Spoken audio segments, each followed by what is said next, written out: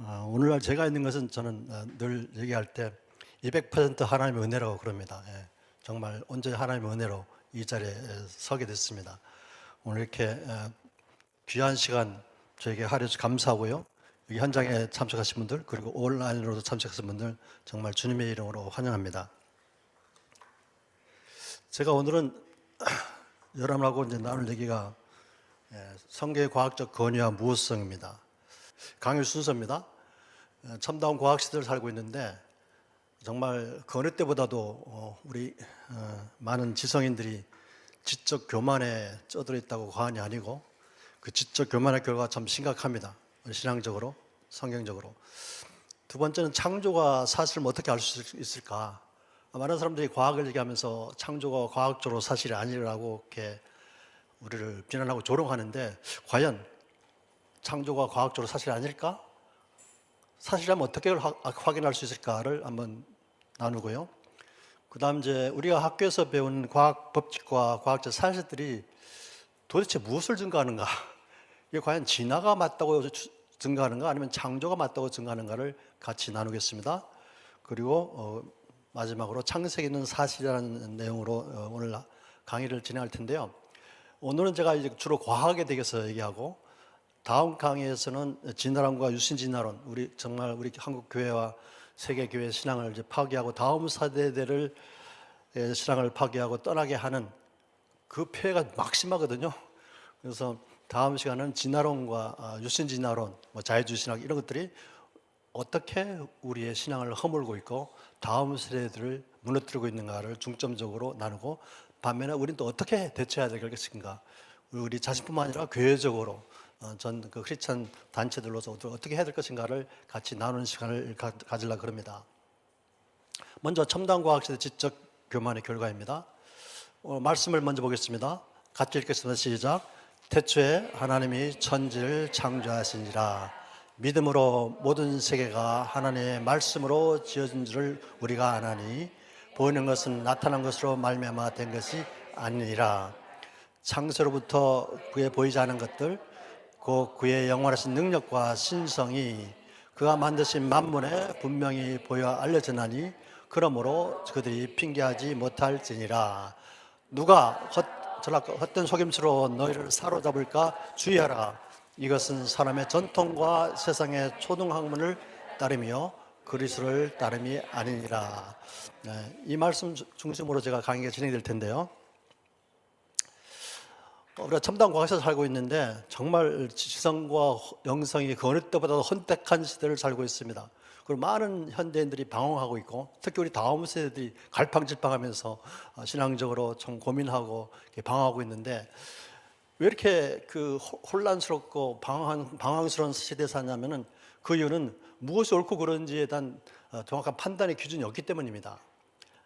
우리는 그 판단의 기준이 하나님의 말씀이라고 이렇게 믿고 있고 그렇게 가르치고 전하고 있는데 오늘 보면은 하나님 말씀의 신적 권위가 무너지고 있다는 거죠. 정말 심하게 무너지고 있습니다. 전 세계적으로 세대들이 하나님 말씀을 못 믿고 다음 세대들이 주일학교 때까지 신앙생활을 잘 하다가도 학교 가면 진화론 교육을 받으면서 이렇게 하나하나 교회를 떠나기 시작하고 이제는 이제 정말 교회에서 다음 세대들을 보기가 쉽지 않은 세상이 됐습니다.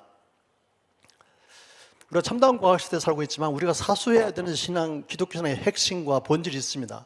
그것은 천지 만물을 하나님께서 6일 동안 말씀으로 창조하셨음을 믿는 성경적 창조신앙과 그리고 그 위에 세워진 예수 그리스도를 통한 구원신앙 그리고 다시 오실 예수님을 고대하는 재림신앙입니다. 이 세 가지 신앙은 저희가 절대로 타협하거나 포기해서는 안 되는 그런 우리가 정말 목숨을 걸어서라도 사수해야 되는 우리 기독교 신앙의 핵심이고 본질입니다. 만약 창세기가 기록된 대로 사실이 아니라면 창세기뿐만 아니라 성경의 내용들이 사실이 아니라면 우리 신앙은 무너질 수밖에 없습니다. 변질될 수밖에 없습니다. 왜 이 시대에 이렇게 성경의 권위와 무엇성이 중요한가? 그는 성경 말씀의 신적 권위 때문이고요. 모든 성경은 여러분 아시다시피 하나님의 감동으로 쓰여졌기 때문이고 하나님께서 우리에게 성경을 주신 목적 때문에 성경의 권위와 무엇성이 굉장히 중요합니다. 여러분 성경에 어떤 틀린 게 있다면 오류가 있다면 그 성경은 하나님의 말씀으로서 권위를 가질 수가 없습니다. 따라서 성경의 권위는 곧 성경의 무성을 얘기합니다. 모든 성경은 하나님의 감동으로 기록되기 때문에 틀림이 없는 것이고요. 하나님의 감동으로 기록되기 때문에 권위를 갖는 거죠. 따라서 성경 비평의 대상이 될 수가 없습니다. 우리 기독교인들이 권위와 무엇을 믿는 것은 너무나 당연한 일이 아니겠습니까? 그래 안타깝게도 정말 안타깝게도 오늘날 많은 크리스찬 지성인들 사이에서 그리고 신학교에서는 신학 교수들 사이에서 이런 성경의 권위와 무엇성이 무시되고 있고 마음대로 비평하고 있습니다. 정통 기독교 교리는 아시다시피 창세기 1장과 3장을 기초로 하기 때문에 예수 그리스도를 통한 구원은 창세기를 떠나서 설명할 수가 없습니다. 예. 만약에 성경에 기록된 창세기에 기록된 대로의 창조와 인간의 타락과 심판과 구원의 약속을 믿지 않는다면 예수 그리스도 십자가 보면 변질되거나 왜곡될 수밖에 없습니다. 성경의 권위와 무엇성이 도전받는 근본적인 이유가 무엇일까요? 그 이후에 시작된 유행하기 시작한 잘 안 들립니까? 자연주의 철학과 과학주의 때문입니다. 이건 현재도 이제 지성인들 사이에 유행하는 철학이거든요.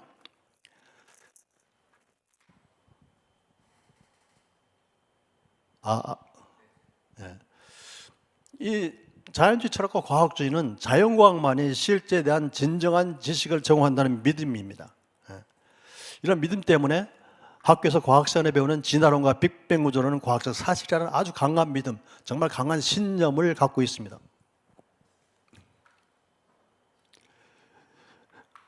따라서 성경적 창조를 부정하고요, 성경의 권위와 무엇성을 부정하며 복음의 유일성까지도 부정하거나 왜곡시키고 변질시킵니다. 그렇게 해서 나온 게 성경 비평신학, 자유주의 신학, 유신진화론이 등장하고 지금 전 세계적으로 신학교에서 유행하고 있습니다.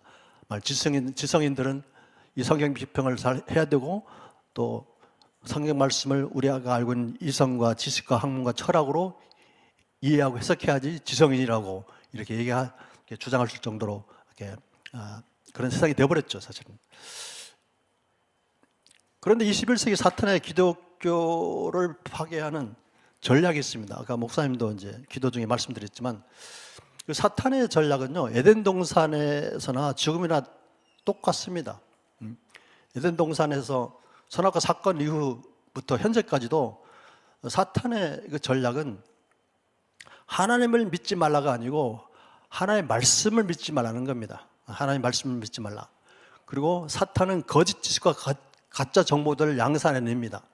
그 거짓 지식과 가짜 정보를 통해서 하나님의 말씀을 못 믿게 하는 거죠. 오늘날 하나님의 말씀을 못 믿게 하는 가짜 지식과 가짜 정보들이 뭡니까? 하나님이 없다고 하는 진화론, 유신 진화론이라든가, 그렇죠? 유물론적 진화론, 사상, 철학들이죠. 따라서 진리가 왜곡되고 하나님을 불신하게 됩니다.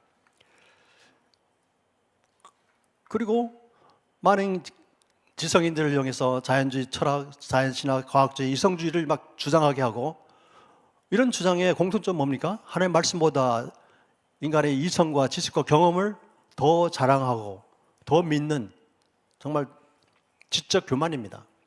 그래서 인간의 이성과 지식으로 성경을 판단하고 비평하는 이제 신학들이 탄생하죠. 그리고 또 사탄의 전략은 이렇게 하면서 결과적으로는 궁극적으로는 창조 질서를 파괴하고 하나님 나라가 구현되는 것을 회방하고 막습니다. 그래서 동성애 차별금지법을 법제하려고 그러고, 그렇게 하면은 동성애가 허용되고 차별금지법이 법제화되게 되면 가족이 무너지고요, 교회 공동체가 파괴될 수밖에 없습니다. 가족과 교회 공동체가 무너지면 그 사회가 무너질 수밖에 없고, 그 사회가 무너지면 그 나라가 무너지는 겁니다. 이게 사탄의 아주 교묘한 전략인데, 이 전략이 에덴 동산에서나 지금과 똑같다는 얘기입니다.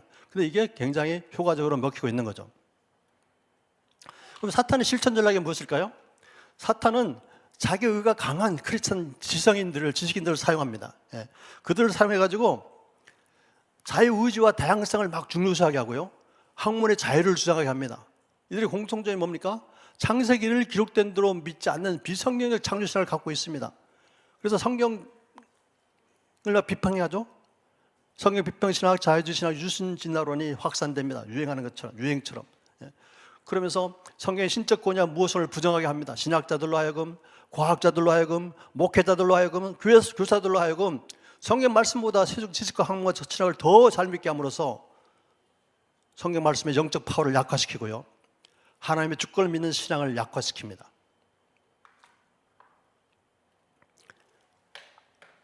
결과적으로는 성경적 창조신앙과 구원신앙, 재림신앙을 부정하거나 왜곡하고 변절시키게 됩니다.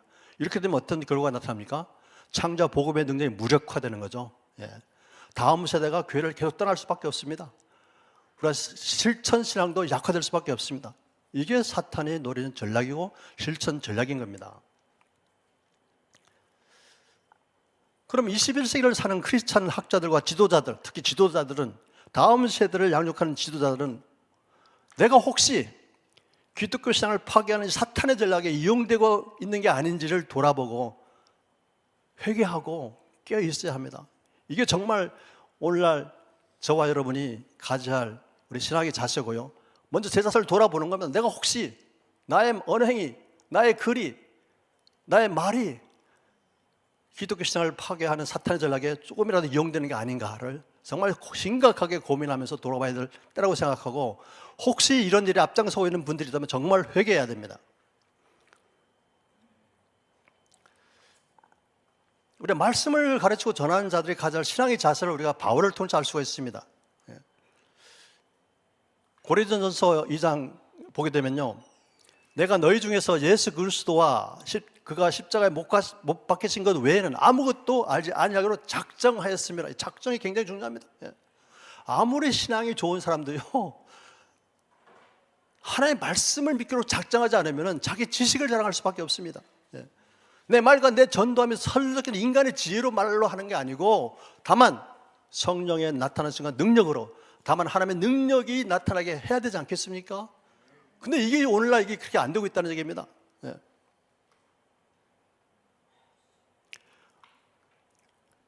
바울은 또 이렇게 얘기하죠. 우리가 이것을 말하거니와 사람의 지혜가 가르친 말로 하지 아니하고, 이게 굉장히 중요한 포인트입니다. 안타깝게도 오늘 많은 크리스찬 지성인들이, 신학교 교수님들이, 가르치는 자들이 하나님의 말씀이 아니고 성령의 능력과 지혜가 아니고 자기의 지혜로, 자기의 지성으로 막 가르치고 전하려고 그러거든요. 이게 심각한 문제 아니겠습니까? 오직 성령께서 가르치는 것으로 해야 되겠죠. 영적인 일은 영적인 것으로 분별할 수 있는 겁니다. 하나님의 말씀이 성령의 감동에 의해서 쓰여졌잖아요. 따라서 어떤 사람만이 하나님의 말씀을 가장 잘 깨달을 수 있겠습니까?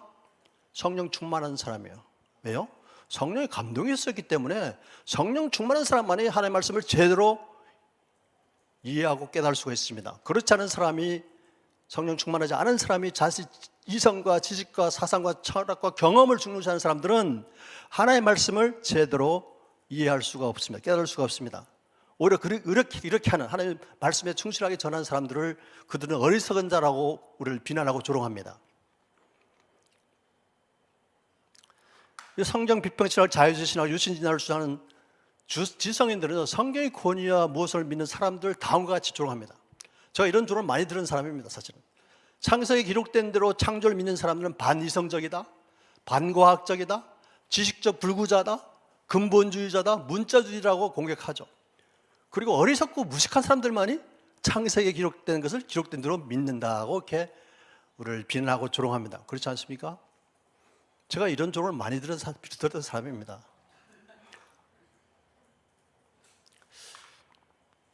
어떤 교수님이 저한테, 제가 이렇게 하나님의 말씀대로 막 전하고 그러니까, 창조학 사역을 하니까, 창조학 사역을 하시는 걸 아시는 분이니까 저한테 좀 그렇게 좀 말씀하시는데, 뭐라고 말씀하셨냐면, 한윤봉 교수는 꽤 세계적인 과학자인데 어떻게 이런 말도 안 되는 것을 믿을 수가 있냐, 과학자가. 그러면서 당신 같은 사람을 극단적 근본주의자라고 이렇게 얘기한대요. 그래서 제가 머리를 이렇게 하고서는, 교수님 맞습니다. 제가 극단주의, 근본주의자입니다. 근데 제 신앙의 근본은 성경에 기록된 대로 하나님의 말씀을 믿는 게 제 신앙의 근본입니다 라고 얘기했어요. 그래서 교수님의 신앙의 근본은 무엇입니까? 하고 물어봤습니다. 대답했을까요? 대답 못하시더라고요. 저는 기꺼이 무식한 사람이 되겠습니다. 우리가 성경의 신적 권위를 수용하는 운동을 하는 사람들은요, 무식한 사람이 돼야 됩니다. 자발적으로 작정에 의해서 무식한 사람이 되지 않고서는 우리가 이 일을 감당할 수가 없다고 생각합니다.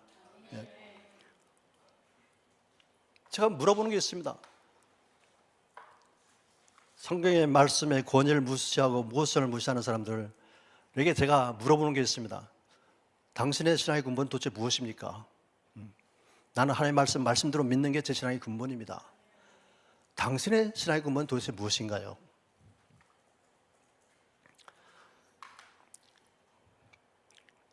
창조과학회는 1981년도에 1월 31일 날 설립됐습니다.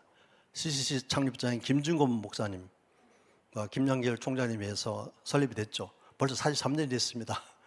이걸 설립한 목적은 창조를 부정하는 진화론으로부터 성경의 권위와 무엇성을 수호하기 위해서 설립된 겁니다. 우리 교회와 다음 세대를 지키기 위해서 설립된 단체입니다. 창조과학에 대한 많은 오해들이 있죠. 비난도 있고. 우선 창조과학이 뭐냐면은 성경에 기록된 창조가 과학적으로도 사실을 변증하는 종합과학입니다. 이 과학에서 변증 굉장히 중요합니다. 왜냐하면 특히 창조과학은 하나님의 창조를 실험적으로 증명할 수가 없잖아요. 따라서 우리가 알고 있는 여러 가지 사실과 법칙들을 가지고 논리로서 이게 맞다고 변증할 수밖에 없습니다. 하나님의 말씀을 변증하는 데는 문제가 있을 수 있지만 이 창조과학을 통해서 하나님의 말씀을 변증하는 데는 이 변증이 굉장히 중요한 도구입니다. 그리고 우리 창조과학회는 인간, 생물체, 우주 등에 내재된 질서와 조화가 우연이 아닌 전지전능하신 창조주 하나님의 지적 설계의 결과라는 것을 여러 가지 과학적 증거를 통해서 주장하고요. 또 이 시대가 만물의 기원에 대한 바른 시각을 갖고 창조주 하나님을 인정하며 경외하도록 이바지함을 목적으로 하고 있습니다. 우리 창조과학의 궁극적 비전은 성경적 창조신앙을 회복을 통해서 열방에 예수 그리스도의 복음을 전파하는 것이 우리 창조과학의 궁극적인 목표입니다. 그간 창조과학에 대한 비난과 오해가 참 많았죠. 저 43년 동안 이런 비난과 오해를 많이 받았는데요. 아직도 창조과학에 대해서 잘 이해를 못하신 분들이 많은 신학교 교수님들이, 목회자들이, 다음 세대 담당하는 청년 사역자들이 우리 창조과학회를 아직도 비난하고 오해하고 있습니다. 첫 번째는 한국 창조과학회는 안식교에서 출발한 단체이다. 결코 그렇지 않습니다. 여러분 인터넷에 한국 창조과학회 딱 쳐보세요. 이게 바로 나옵니다. 그리고 창조과학은 과학을 무시한다. 창조과학자는 과학을 무시한다는 얘기예요. 여러분, 제가 과학을 무시하는 세계적인 과학자입니까? 어떻게 과학을 무시해서 세계적인 과학자 4번이나 선정될 수 있습니까? 절대 그렇지 않습니다. 우리 창조과학에 훌륭한 과학자들 많이 있습니다. 그분은 누구도 과학을 무시하지 않습니다. 누구보다 훌륭한 연구를 하는 과학자들입니다. 결코 창조과학은 사이비 과학이 아닙니다. 그리고 창조과학자는 창조를 과학적으로 증명하려고 한다고 우리를 또 이렇게 얘기하는데 여러분, 이게 정말 잘못된 프레임입니다. 어떤 과학자도, 어떤 창조과학자도 하나님의 창조를 과학적으로 증명하려고 하지 않습니다. 그렇게 할 수도 없고요. 그리고 창조과학자는 성경을 뭐 과학적으로 읽는다고 막 이게 우리를 또 조롱해 비난하고 이런 얘기 들어보셨죠? 저는요, 과학자지만 성경을 과학적으로 절대 읽지 않습니다. 하나님의 말씀으로 읽습니다. 하나님의 말씀. 어떤 창조과학자도 성경을 과학적으로 읽는 그런 교만한 창조과학자는 없습니다.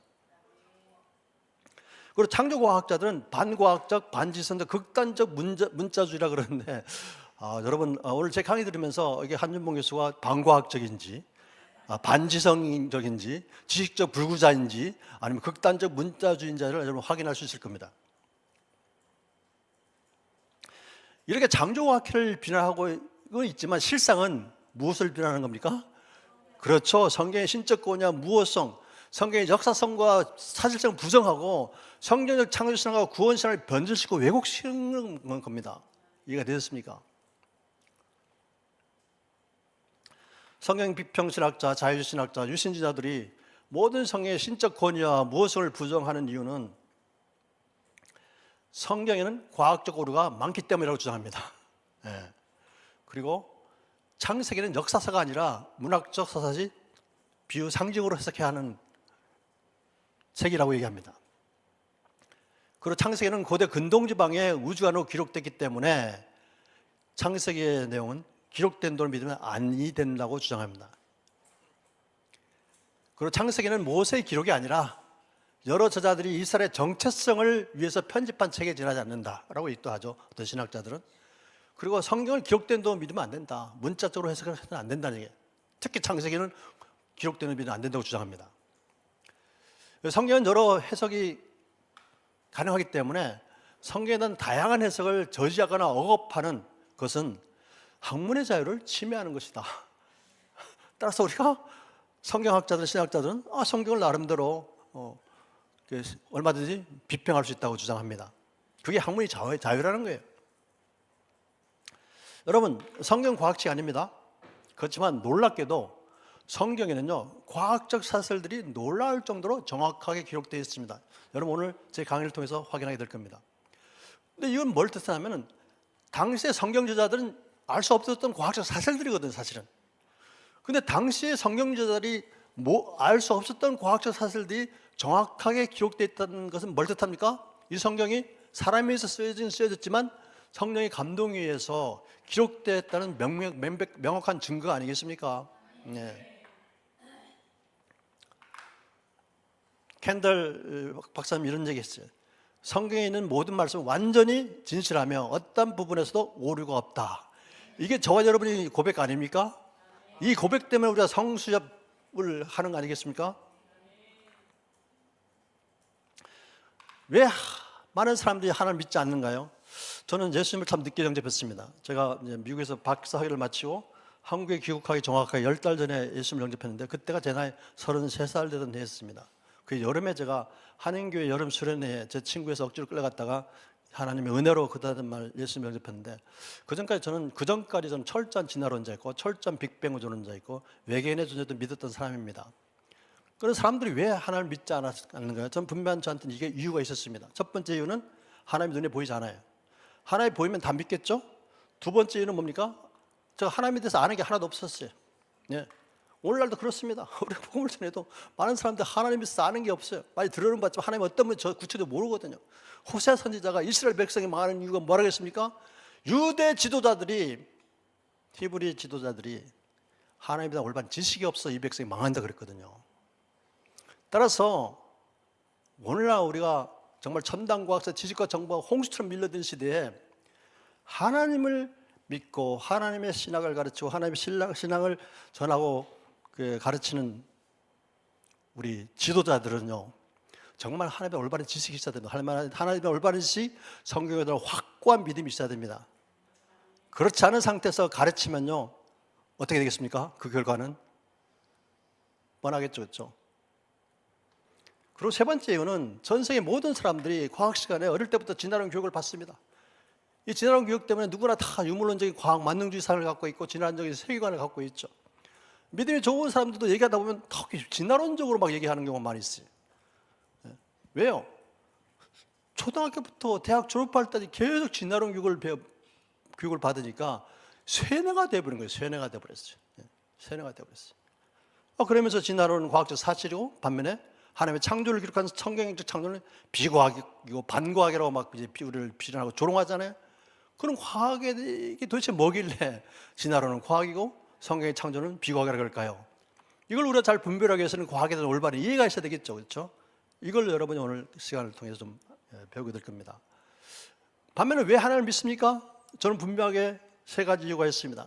그분은 살아계시기 때문에.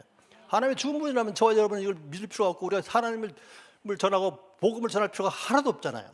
근데 창조주 하나님은 살아계시고 우리 죄인들을 구원하기 위해서 오신 이 땅에 오신 하나님이 예수님이기 때문에 우리가 이렇게 이런 시간을 가지고 우리의 믿음을 세우며 우리가 믿음을 또 복음을 전하는 게 아니겠습니까? 그 다음 인간을 죄에서 구원할 수 있는 유일한 분이기 때문에 믿습니다. 저는 이런 예를 잘 드는데 자동차 고장나면 누가 가장 잘 고칠 수 있습니까? 그렇습니다. 자동차를 설계하고 만든 사람이 가장 잘 고칠 수 있죠. 마찬가지 논리입니다. 우리 인간들 모든 죄와 불에서 건지시고 온전케 하시고 구원할 수 있는 분은 우리를 창조하신 창조주밖에 없습니다. 따라서 우리가 창조주 하면 확실한 신앙 고백이 있다면 주는 그리스도시고 살아계신 하나님의 아들은 신앙 고백도 가능해지는 겁니다. 왜요? 예수 창조신앙 위에 예수님을 통한 구원신앙이 세워졌기 때문입니다. 하나님이 우리 인간을 창조하지 않으셨다면 예수 믿다가 오실 필요가 없으셨잖아요. 세 번째 제가 하나님을 믿는 이유는, 제가 하나님 믿기 전까지는 성경에 대해서 정말 무식하고 모르는 게 많았지만, 제가 예수님을 영접한 후에 성경을 보면서 깨달은 게 뭔지 아십니까? 제가 그렇게 비과학이라고 공격했던 성경의 내용이 너무나 과학적으로 사실인 게, 만약 성경의 내용이 역사적으로 과학적으로 사실이 아니라면은 저는 과학자잖아요. 저는 논리적인 사람입니다. 굉장히 논리적인 사람입니다. 저는 의자리에 설 수가 없을 겁니다. 만약 성경에 이런 오류가 있다면은. 근데 제가 예수님을 영접한 이후에 성경을 보면서 깨달은 게 뭔지 아십니까? 성경에는 틀림없다는 거예요. 과학적으로도. 그래서 제가 이런 사역을 하는 겁니다. 현실은 무엇입니까? 창조와 창조주를 부정하는 왜곡되고 편향된 과학교육이 전 세계적으로 이제 이루어지고 있거든요. 예. 우리나라 한번 볼까요? 이건 초등학교 4학년 국어 교과서에 나온 내용인데, 인간의 조상은 이런 제목이죠. 인간의 조상은 바퀴벌레, 개, 돼지이며 인간은 진화 과정에서 우연히 생겨난 동물일 뿐이다. 이것을 우리 자녀들이 주일학교 때까지, 초등학교 입학 전까지 신앙생활을 잘하던 우리 자녀들이 초등학교 하면 이걸 배운다는 겁니다. 이건 인간의 존엄성에 철저하게 부정되는 거 아니겠습니까? 이런 교육을 애들이 초등학교, 중학교, 고등학교, 대학까지 계속 배우니까 어떻게 되겠습니까? 하나님 믿겠습니까? 고등학교 교과서는 또 어떻게 나왔냐면, 나는 무엇이었을까라는 자기 정체성에 대한 그 궁금증에 대한 그런 내용인데요.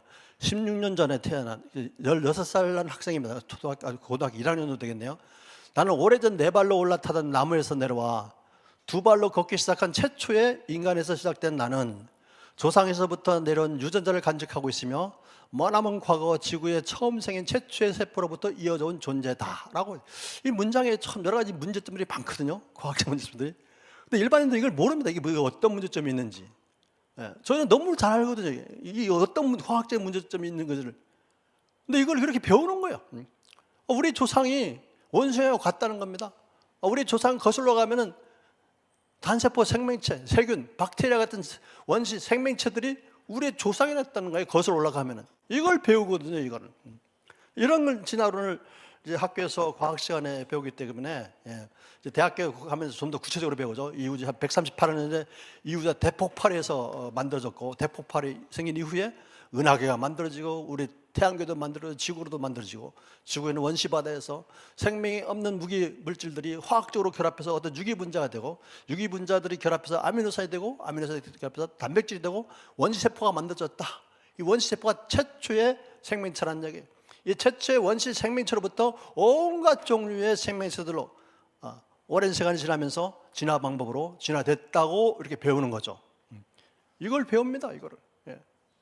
근데 안타까운 사실은 이런 내용들을 배우는 건 좋은데, 이런 진화론의 내용들이 무엇이 문제인지를 절대 안 가르친다는 얘기입니다. 그냥 배우는 거죠. 교과서에 나오면 그냥 믿는 거예요. 이번에 뭐 이렇게 안창호 그 인권위원장님 그 청문회 보셨죠? 그 질문한 그 국회의원이 뭐라 그럽니까? 자기는 목회학 신학도 이제 했던 분이라는데, 자기가 진화론을 믿는 이유가 뭐라고요? 교과서에 나오기 때문에 믿는다고 얘기해요. 이게 말이 됩니까? 그러면서 우리 성경에 나오는 하나님의 기록을 믿는 안창호 위원장을 그렇게 막 공격하는 거예요.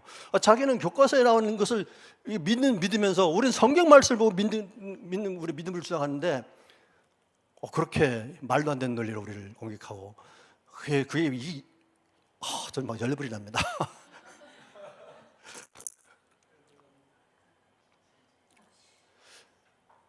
심각한 현실은 뭐냐면은, 이런 진화론 교육을 받은 진화론적 세계관을 가진 고등학생들, 우리나라의 경우에 매년 40만 명, 50만 명이 배출됩니다. 우리나라 전체 인口 5천만 명이기 때문에 약 1% 정도가 이런 진화론 교육, 진화론 세계관을 갖고 나오는 거죠. 그럼 전 세계 인구가 약 80억이잖아요. 그럼 1%면 약 1년에 한 8천 명, 약 1억 명 정도가 전 세계적으로 약 1억 명 정도의 학생들이 고등학교를 진화론적 세계관을 갖고 배출하게 됩니다. 졸업하게 됩니다. 사실 이렇게 진화론 교육을 받은 청년들이 계속해서 세속적 문화를 만들어내고 반복적으로 다음 세대들에게 이제 전하면서 유행시키거든요. 그래서 창조주 하나님을 믿는 신앙을 버리게 합니다. 하나님의 말씀을 못 믿게 합니다. 하나님의 말씀 못 믿으면 어떻게 됩니까? 교회 가기 싫죠. 하나님의 말씀이 안 믿어지면 어떻게 됩니까? 하나님 곁을 떠나갈 수밖에 없습니다. 하나님과 소통이 안 되고요. 소통이 안 되면 떠나갈 수밖에 없습니다. 이게 사탄의 전략입니다. 진화론적 세계관을 가지게 되면 성경적 세계관을 떠나서 하나님을 부인하게 되고, 하나님 대신 누가 신이 되는 겁니까? 자연이, 진화론이, 빅뱅 우주론이, 이게 하나님 자신을 대신하게 됩니다. 다음 세대 왜 교회를 떠나고 있는가? 심각하죠. 정말 모든 교회마다 이게 걱정이지 않습니까? 목사님들이 제일 많이 걱정하세요. 그래서 여쭤봅니다. 어떻게 하실 겁니까? 라고 여쭤보면 마땅한 대책이 없는 것 같더라고요. 왜 대책이 없겠습니까? 정확한 이유를 모르기 때문이죠. JP 모럴랜드는 이런 얘기 했습니다. 과학주의와 이와 관련된 문제들을 우리가 제대로 다루지 못한 까닭에 젊은이들이, 특히 다음 세대들이 교회를 떠난다는 얘기입니다. 나이 드신 분들은 저는 염려하지 않습니다. 미안한 얘기지만 연세 드신 분들은 다 신앙이 좋잖아요. 그분들은 다 신앙이 좋기 때문에 다 천국 갈 겁니다.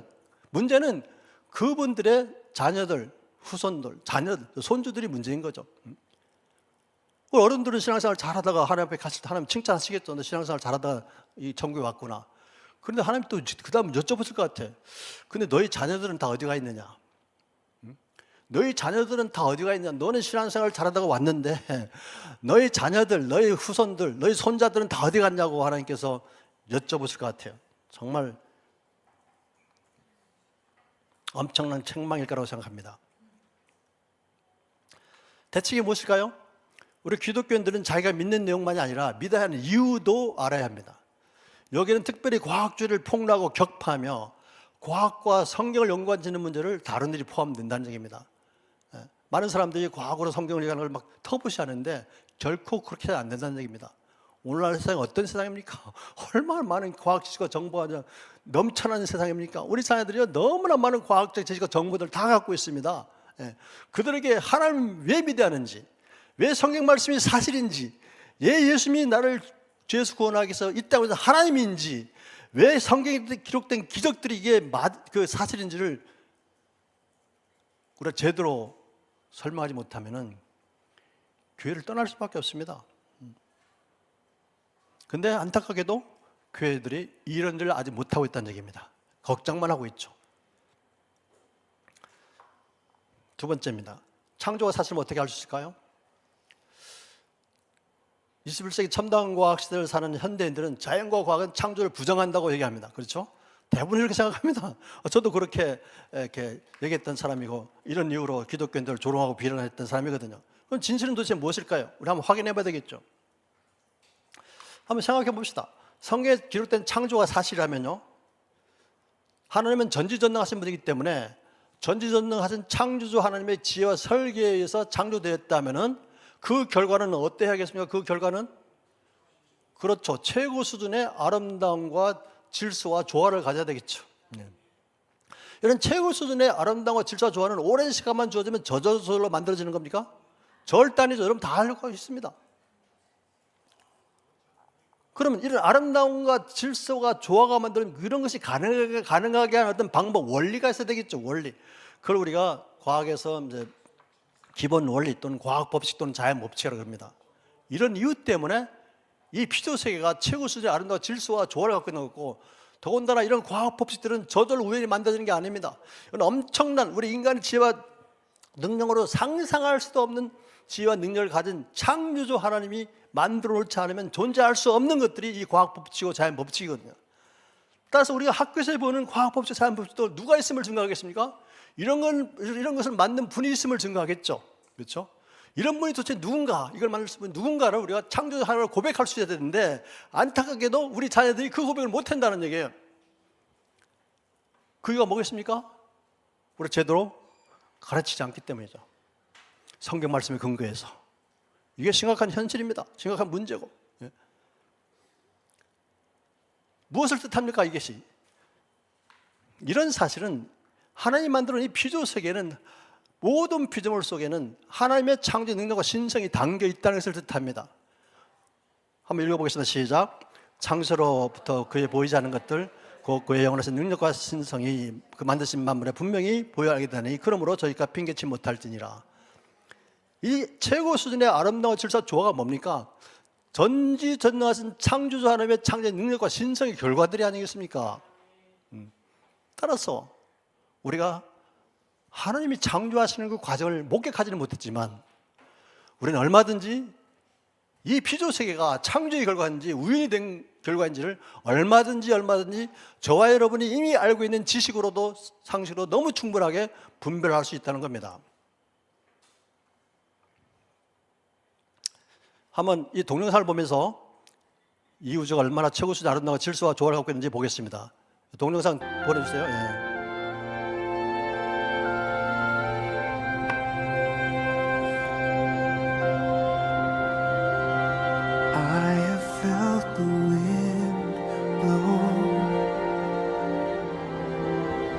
Whispering your name,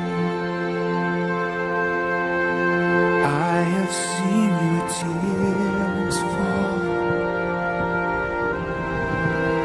when I watch the rain. And how could I say there is no God when all around creation calls a singing bird, a mighty tree, the vast expanse of open sea.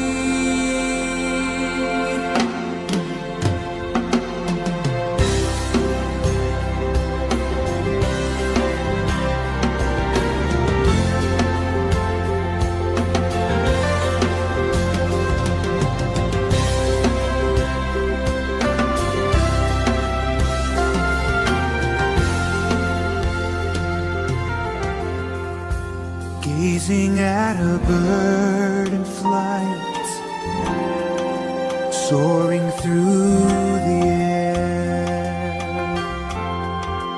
lying down beneath the stars, I feel your presence there. I love to stand at ocean shore and feel the thundering breakers roar, through golden fields of grain, neath endless blue horizons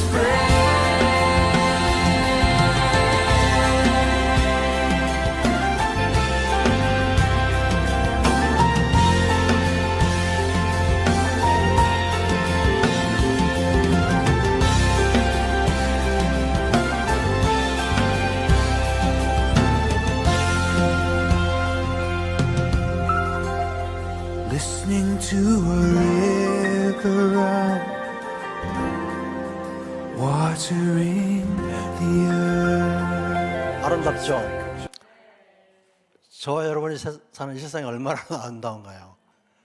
우리가 이렇게 죄로 인해서 타락하는 이 세상도 아름다운데 이 땅에 죄가 들어오기 전에 하나님의 창조 당시에 에덴 동산은 얼마나 아름다웠을까요? 하나님이 보시기에 좋았다라 그랬잖아요. 그 창조 당시 이 세상은 정말 우리 상상할 수 없을 정도의 최고 수준의 아름다움과 질서와 조화가 있었을 겁니다. 여러분이 동영상 보면서 많은 생각이 들었을 텐데 중요한 사실이 뭐냐면은 자연은 창조와 심판의 결과만을 보여줄 뿐입니다. 자연이 어떻게 존재하게 되었는지 그 기원에 대해서 결코 설명하지 않습니다. 많은 사람들이 이 포인트를 놓칩니다. 더군다나 과학의 한계 때문에 어떤 과학자도 자연을 제대로 다 풀어낼 수가 없습니다. 어떤 과학자도 이 자연의 이 우주에서 일어나는 현상들이 제대로 다 이해하지도 못하고 설명도 못합니다. 그럼에도 불구하고 우리 인간의 이성으로 기원의 문제를 풀려고 하고 있잖아요. 그 결과 나온 게 뭡니까? 진화론, 빅뱅 우주론입니다. 이 진화론이야말로 하나님께서 가장 싫어하시는 지적 우상입니다. 오늘날 우리 많은 사람들이, 현대인들이 정말 지식과 정보가 난무하는 이 시대에 우리가 먼저 깨뜨려야 할 우상이 뭐냐면 저는 지적 우상이라고 생각합니다. 지적 우상. 왜냐하면 이 잘못된 지적 우상 때문에 많은 사람들이 하나님 없다 그러고 성경이 틀렸다 그러고 성경을 마음대로 비평하고 비난하잖아요. 그렇죠? 피조세계의 특징이 있습니다. 여러분 아까 보신 것처럼 이 피조세계는 최고 수준의 아름다운 질서와 조화를 갖고 있고 신비를 갖고 있습니다.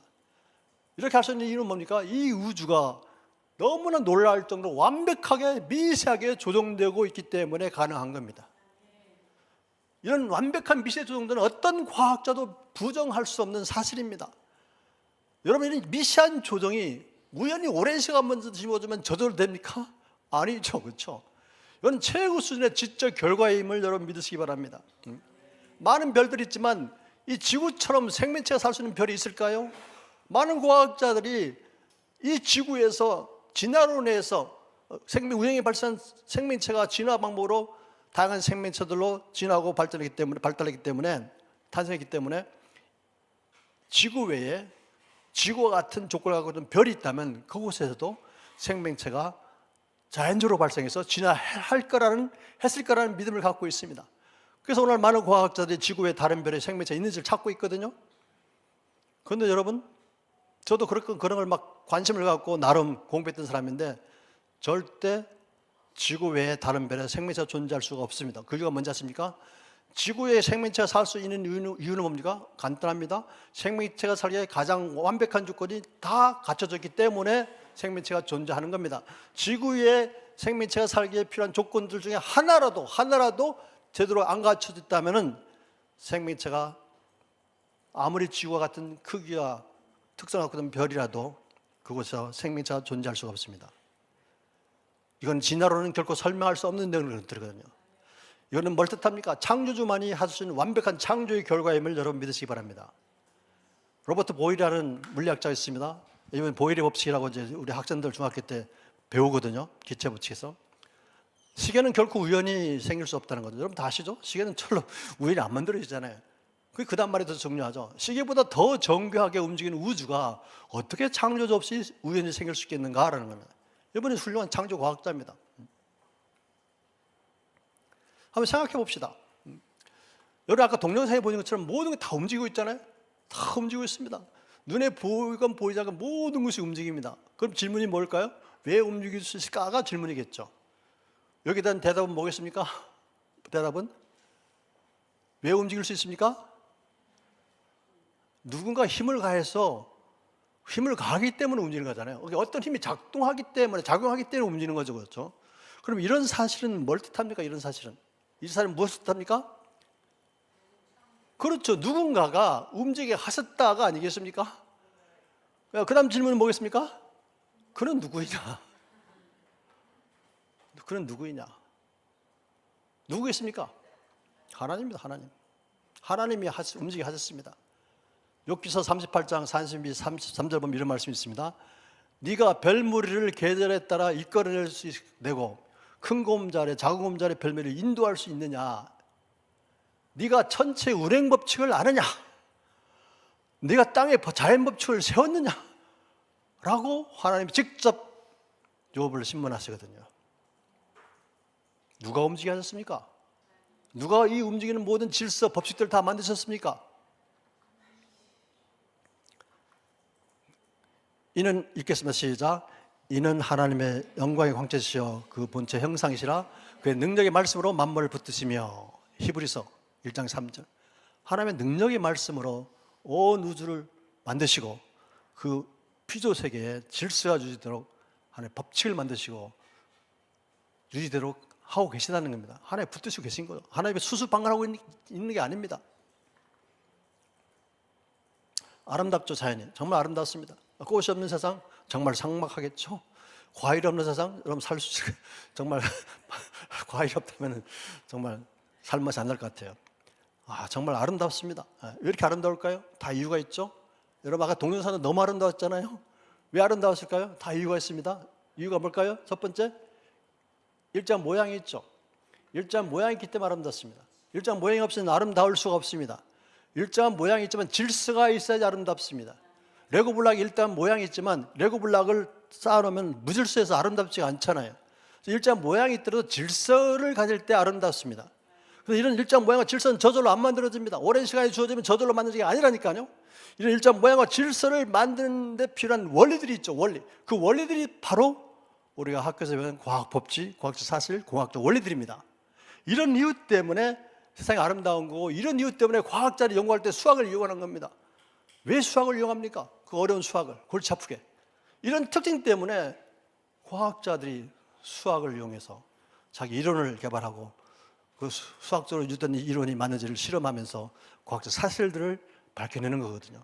이렇게 창조됐기 때문에 이 피조세계는 아름다울 수밖에 없었죠. 하나님 보시기에 아름다웠다라 이 말씀은 문학적 표현이 아닙니다. 말씀 그대로 전지전능하신 하나님 보시기에 아름다웠다는 얘기예요. 상상해 보세요. 상상해 보세요. 제가 없인 하나님이, 제가 있는 우리가 보기도 이 세상이 아름다운데 제가 없인 창조주 하나님 보시기에 아름다웠어요. 그 아름다움은 정말 우리 상상할 수 없는 최고 수준의 아름다움과 질서와 조화가 아니겠습니까? 이런 게 오랜 시간만 주어지면 저절로 막 만들어진다고요? 그렇게 제가 믿었던 무식한 사람 중에 한 사람이에요. 저도. 예. 저 33살까지 믿었어요. 정말. 예. 그러면 저와 여러분이 우리 자녀들이 학교에서 배우는 과학 법칙과 여러 사실들이 있는데 이게 도대체 무엇을 증거하는가를 확인해 봐야 되겠죠. 그렇죠? 첨단 과학 시대에 정말 살고 있습니다. 정말 저 핸드폰 없어도 우리가 좀 편하게 살 수 있을 것 같아요. 너무 핸드폰이 폐해가 많습니다. 뭐 좋은 것도 있지만. 예. 그래서 그 과학은 창조주를 부정한다 그러죠, 사람들이. 대부분 다 그렇습니다. 우리 기독교인들도 과학은 창조주를 부정해. 과학과 성경은 별개야. 그러면서 진화론은 증명된 사실이다. 과학적 증명된 사실이기 때문에 그건 거역할 수 없다고 막 주장하죠. 따라서 창조주는 존재하지 않는다는 거예요. 진화가 됐다면. 진화가 사실인 걸 믿는 사람이 어떻게 창조주를 이렇게 인정할 수 있겠습니까? 그러면서 이 창조주가 창조를 기록했음을 기록한 성경을, 특히 창세기를 믿을 수 없다. 창세기 내용들은 창조주 하나님이 있다는 것을 나타내는 것이지 그 기록된 대로 믿으면 안 돼. 라고 이렇게 주장하죠. 그러면서 성경을 이성적 과학적으로 막 비평할 수 있다고 주장합니다. 그래서 오늘날 유행하고 있는 거죠. 크리스찬 지성인들 중에, 지식인들 중에. 제가 좀 신학교 교수님들하고 꽤 많이 알고 우리 합신하고는 정말 막역한 우리 관계를 갖고 있고요. 합신의 교수님은 너무 훌륭하십니다. 정말 훌륭하신. 물론 다른 이제 신학교 교수님도 훌륭한 분들 많으신데 그 중에는 그렇지 않은 분들도 있거든요. 제가 이제 오늘날 신학교를 보면서 안타까운 게 뭐냐면은 오늘날 신학교에서 좀 이 성경 고등 비평학 무슨 유신 진화를 다 배우고 나오거든요.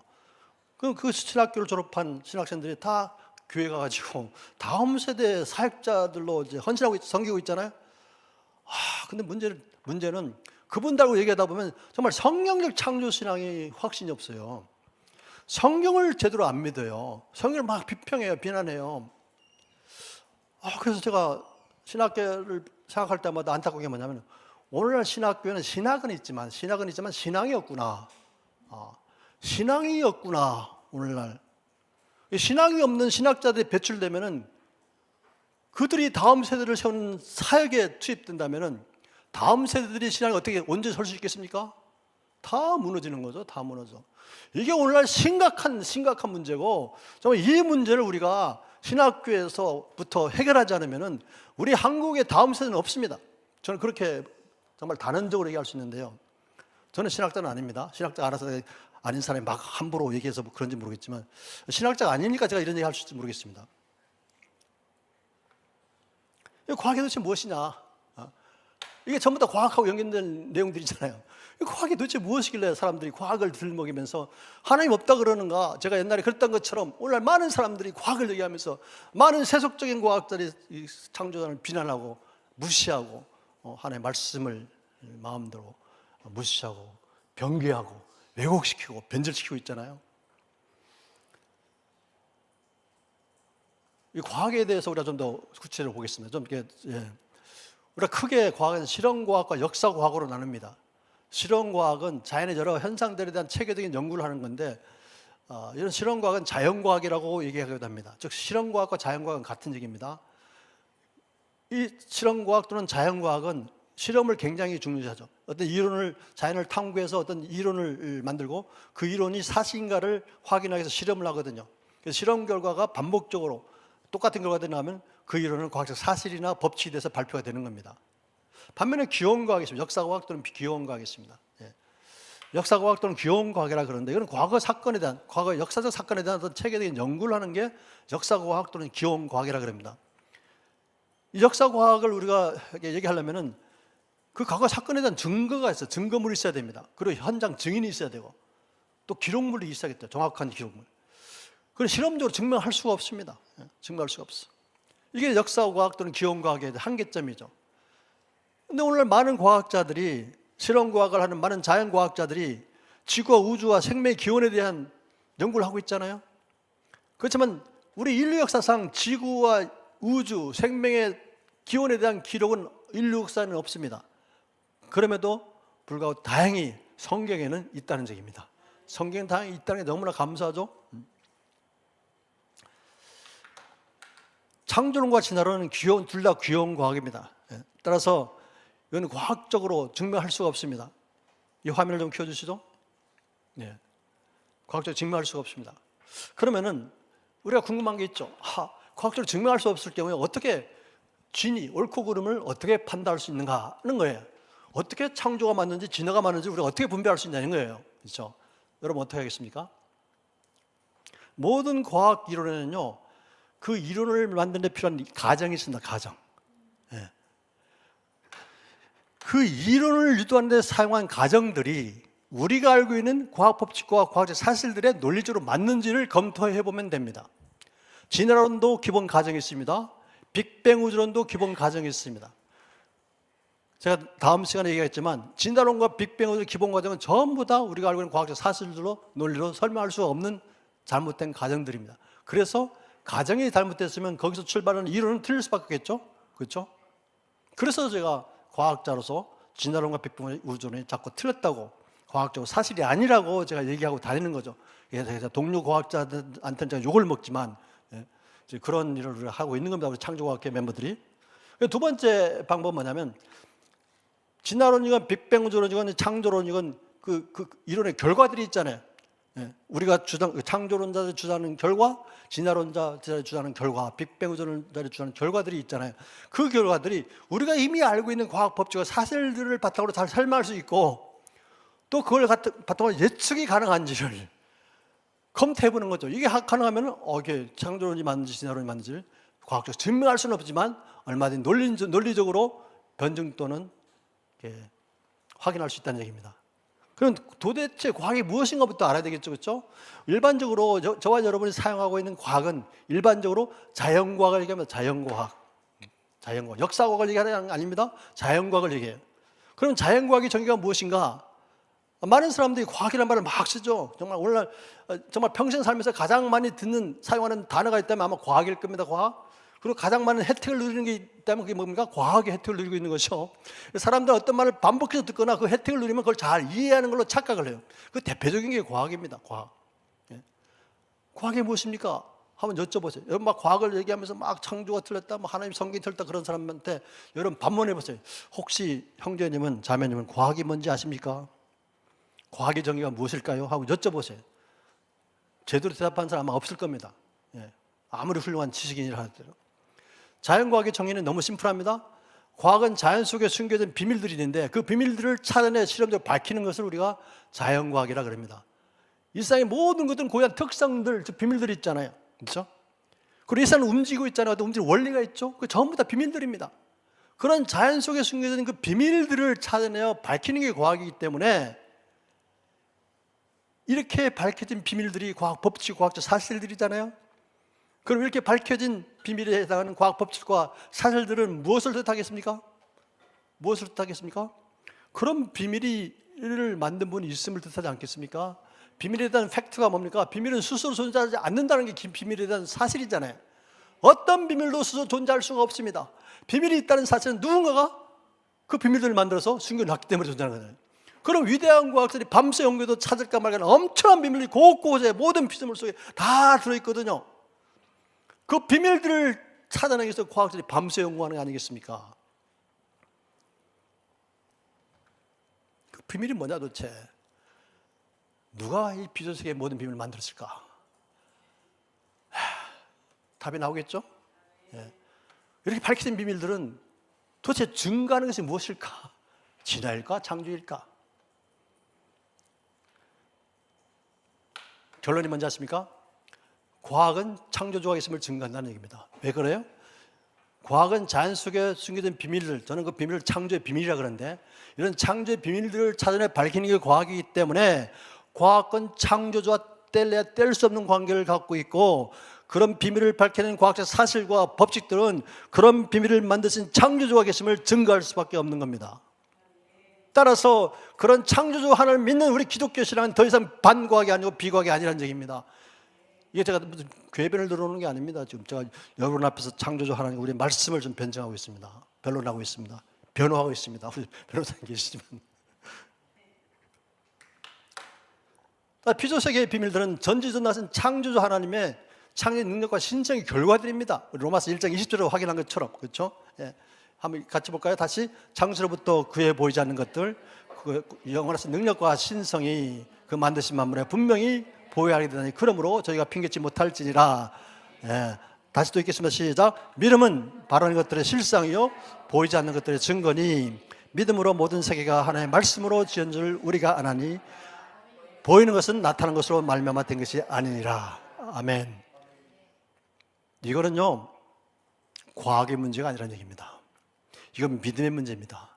왜냐하면 하나님의 창조 현장을 누구도 목격한 적이 없고, 누구도 창조를 과학적으로 증명할 수 없기 때문에 과학적으로 증명할 수 없는 것은 과학의 문제를 벗어난 겁니다.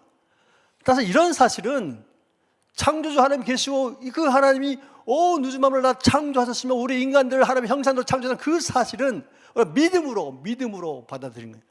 따라서 이건 과학의 문제가 아니라 믿음의 문제인 겁니다. 그런데 이 믿음의 문제를 자꾸 과학의 문제로 끌고 가면은 뭐가 문제가 있습니까? 본질이 훼손되는 거죠. 예, 본질이 흐려지고 본질이 왜곡되고 부정됩니다. 일상에 나타나는 모든 것들은 나타나 있기 때문에 존재하는 게 아니거든요. 진화론은 이 나타난 것을 보고 이렇게 얘기합니다. 나타난 것을. 이 나타난 것들이기 때문에 과거로 거슬러 가면 지금에서 이런 현상들 똑같게 적용해서 과거로 가면 이게 진화된 거다 이렇게 주장하는 게, 나타난 것은 우리가 보이기 때문에 나타나는 게 아니라는 얘기죠. 그렇죠? 예, 보이지 않는 것, 그 보이지 않는 것이 뭡니까? 하나님의 창조의 능력과 신성이 그 지혜잖아요. 따라서 우리가 하나님이 없다고 얘기 못하는 거죠. 이거는 제가 과학자로 얘기하는데요, 절대 과학의 문제가 아닙니다. 믿음의 문제입니다. 믿음의 문제, 세계관의 문제죠. 예. 내가 어떤 믿음을 갖고 있느냐에 따라서 그 사람의 인생이 결정되고 세계관이 결정되고, 많은 사람들에게 선한 영향을 끼칠 수도 있고 악한 영향을 끼칠 수도 있는 겁니다. 생각해 봅시다. 많은 과학자들이 자연과학을 연구하게 되면 기원의 문제를 풀 수 있다고 생각합니다. 그렇게 주장하죠. 저도 그렇게 주장했던 사람입니다. 그러면 자연과학이 기원의 문제를 풀 수 있을까요? 라는 겁니다. 자연과학은 크게 세 가지 학문이 있습니다. 물리, 화학, 생물이죠. 예. 물리는 뭡니까? 이 피조세계적인 물질, 에너지, 힘이 자연에서 어떻게 작동하는지 그 작동 원리를 연구하는 학문입니다. 화학은 뭘까요? 모든 것이 다 원자, 분자로 되어 있잖아요. 그러면 이 원자, 분자들이 어떻게 작용하고 작동하고 반응하는지를 연구하는 학문입니다. 그리고 생물은 뭘까요? 생물은 모든 생물체들이 생명현상이 일어나는데 그 생명현상들이 어떻게 일어나고 어떻게 작동하는지를 연구하는 학문이거든요. 이 공통점이 뭡니까? 다 작동이죠. 작동. 따라서 우리가 자연과학을 한 문장으로 이렇게 정의한다면은, 자연과학은 천지만물의 작동 원리를 규명하는 것이지 기원에 대해서 연구하는 학문이 아니라니까요. 이 사실을 모르면은 막 자연과학을 연구하면은 기원의 문제를 풀 수 있다고 막 주장하거든요. 제가 그렇게 주장했던 사람 중에 한 사람이면 저도. 근데 지금은 안 해요. 왜요? 제가 과거에는 정말 무식함이 충만했거든요. 지금도 무식하지만 과거에는 더 무식했어요. 과거에는 정말 더 무식했어요. 하나님을 믿어서 좀 똑똑해지는 것 같아요. 이런 피조세계의 작동 원리는요, 오랜 시간이 주어지면 저절로 만드는 게 아닙니다. 예, 이런 작동 원리를 밝히는 게 과학 법칙이고 과학 사실들이잖아요. 이거는 창조주 하나님의 놀라운 지식적 설계의 결과임을 여러분 믿으시기 바랍니다. 예. 고전물리가 있습니다. 우리 고전물리는 뉴턴의 운동역학과 맥스웰의 전자기하학을 우리가 고전물리라 그러는데, 이 고전물은 거시세계, 커다란 우리 눈에 보이는 거시세계의 거동, 힘과 운동을 다루는 것을 우리가 물리, 고전물리라 그럽니다. 뭐 천체 운동이라든가 우주선이 발사한다, 뭐 수포 중계할 때 막 그렇게 우리 움직인다. 이게 전부 다 이제 고전 물리거든요. 거짓 세계의 거동을 다루는. 근데 눈에 보이지 않는 세계도 있죠. 미시 세계. 이 미시 세계에 대한 거동을 다루는 물리학이 현대 물리인데요. 이건 아인슈타인 상대성 이론과 양자역학이라는 게 있어요. 양자역학. 여러분 양자역학 여러분 굉장히 많은 사람들이 관심을 갖고 뭐 유튜브에도 보면 굉장히 많이 나와 있는데 이런 미시 세계는 우리 원자라든가 눈에 안 보이잖아요. 그 원자는 또 이렇게 전자들이 있습니다. 또 광자, 빛, 알갱이, 빛, 알갱이도 사실은 눈에 보이지 않는 아주 작은 건데 이런 것들을 우리가 다 다루는 이런 미시 세계의 거동을 다루는 물리학이 현대 물리를 할 수 있습니다. 이 대표적인 게 나노 기술이라든가 현대 물리 이런 미시 세계를 다루는 기술이 나노 기술. 제가 나노 과학자입니다. 예. 그리고 반도체 기술, 양자 컴퓨터 등 이런 것들이 전부 다 미시 세계에 적용되는 그 원리들, 물리 법칙들을 이용해서 개발하는 기술들입니다. 저는 이제 화학을 기본으로 하는 나노 과학자입니다. 그래서 저는 이 양자역학이라는 걸 굉장히 많이 이용하거든요. 그래서 이런 것들을 보여서 제가 공부하고 연구하고 저기 하면서 느낀 게 뭐냐면은 정말 하나님의 창조는 놀랍다는 거예요. 놀랍다. 정말 놀랍습니다. 왜냐하면 세계에서 가장 위대한 과학자들도 그 비밀, 그 오묘한 비밀을 찾아내기 위해서 밤새 연구하고 있고 그 비밀의 결과는 너무나 놀라운 거예요. 너무나 놀라워. 이런 비밀들이 저절로 만들어진다고요? 저는 옛날에 저절로 만들어진다고 주장했던 사람이지만 결코 결단코 never ever 그렇게 될 수 없다는 얘기입니다. 성경 과학책이 아니지만 성경에는 정말 놀랍게도 과학적 내용들이 많이 있고 그 내용들이 너무나 과학적 사실과 잘 일치합니다. 우리 확인해 보겠습니다. 시간이 허락하는 데서. 우주에 3대 기본 요소가 있습니다. 시간, 공간, 물질을 우주의 3대 기본 요소라고 하는, 여러분 다 사용하잖아요. 그렇죠? 과학자들이 연구할 때 반드시 사용하는 게 시간, 공간, 물질입니다. 그럼 저는 이게 참 궁금했어요. 예수를 믿기 전에, 하나님이 계심을 알기 전에 내가 평상시에 사용하고 있고 연구할 때 반드시 사용하고 있는 시간, 공간, 물질이 어떻게 존재하게 됐을까라는 그런 궁금증이 있었습니다. 이런 궁금증에 현대과학은 절대 해답을 주지 않습니다. 그런데 그 해답이 어디 있는지 아십니까? 놀랍게도 성경 펴자마자 바로 나옵니다. 너무 놀랐습니다. 여러분 시간, 공간, 물질이 스스로 존재할 수 없는 거잖아요. 스스로 존재할 수 있습니까 여러분? 스스로 존재할 수 없습니다. 스스로 존재할 수 없다면 누가 만들었겠죠. 그렇죠? 누가 만들었을까요? 하나님. 그렇죠. 그 말씀 어디 있습니까? 그렇죠. 오늘 여러분 읽었습니다. 태초에 하나님이 천지를 창조하시니라. 태초에 in the beginning 시간은 창조됐다는 얘기입니다. 하늘 천자 우주 공간을 얘기합니다. 지는 지구 내 물질 그 자체잖아요. 놀랍게도 창세기 1장 1절은 이 땅에 이 우주에 전능하신 창조주가 계셔서 시간, 공간, 물질을 창조하셨음을 설하는 말씀이기도 합니다. 하나님은 스스로 존재하시는 분이잖아요. 하나님 스스로 그렇게 소개하잖아요. 모세에게. 나는 스스로 존재하는 사람. 여러분 스스로 존재하시는 하나님은 창조주이기 때문에 스스로 존재할 수 없는 시간, 공간, 물질들을 포함해서 온 우주 만물을 창조할 수 있지 않겠습니까? 많은 사람들이 하나님을 증명하면 내가 믿겠다 그럽니다. 과학적으로 증명해봐라? 못합니다. 왜 그런지 아십니까? 과학적 증명의 대상은요 스스로 존재하는 게 아닙니다. 다 피조된 것들, 다 만들어진 것들이, 피조된 것들이 과학적 증명의 대상이지 스스로 존재하는 것은요 과학적 증명의 대상이 될 수도 없고 증명할 수도 없습니다. 근데 하나님은 놀랍게 하나님은 뭐라고 소개합니까? 어떤 분이 소개합니까? 나는 I'm who I am. 나는 스스로 존재하는 자라고 하나님 스스로를 이렇게 소개하시잖아요. 따라서 스스로 존재하시는 하나님은 스스로 존재하지 않는 시간, 공간, 물질, 판, 우주 만물 모든 것을 다 창조할 수 있지 않겠습니까? 이거는 과학의 문제가 아니라 무슨 문제? 믿음의 문제입니다. 믿음의 문제. 이걸 헷갈리기 시작하면요 막 성경 이상해 보이고 성경 내용이 다 틀린 것 같고 많은 사람들, 다음 세대들 혼란스럽게 합니다. 영적으로, 신앙적으로, 지식적으로 뿐만 아니라. 에너지 물질이 이 우주에 가득해 있거든요. 에너지 물질 스스로 만들 수 있을까요? 저는 옛날에 에너지 물질 스스로 존재했다고 믿었었어요. 근데 제가 예수를 영접하고 성경을 보면서 내 생각이 틀렸다는 걸 알았어요. 내가 정말 무식했었구나. 에너지 물질이 스스로 존재할 수 없다면 창조의 결과겠죠. 그러면 에너지 물질 창조의 결과함을 증명하는 어떤 과학 법칙이 있어야 되지 않을까요? 그렇습니까? 안 그렇습니까? 있겠죠. 물질은 세 가지 상태가 있습니다. 고체, 액체, 기체. 이 상태 변화를 시키려면 반드시 열을 가하거나 빼줘야 돼요. 그 에너지와 물질은 아주 불가분의 관계 갖고 있죠. 그럼 우리 에너지에 대한 법칙을 먼저 보게 되면은 우리 학교에서 여러분 다 배운 내용들입니다.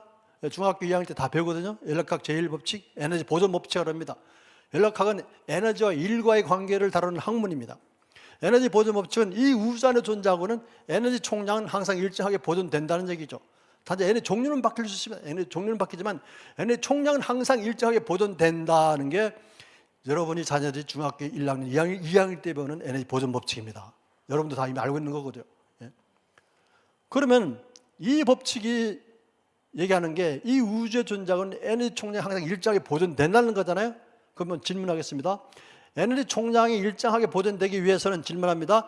에너지가 스스로 막 만들어지면 되겠습니까? 안 되죠. 안 되죠. 그렇죠? 제 논리가 무슨 어렵습니까? 예? 너무 명확하잖아요. 예?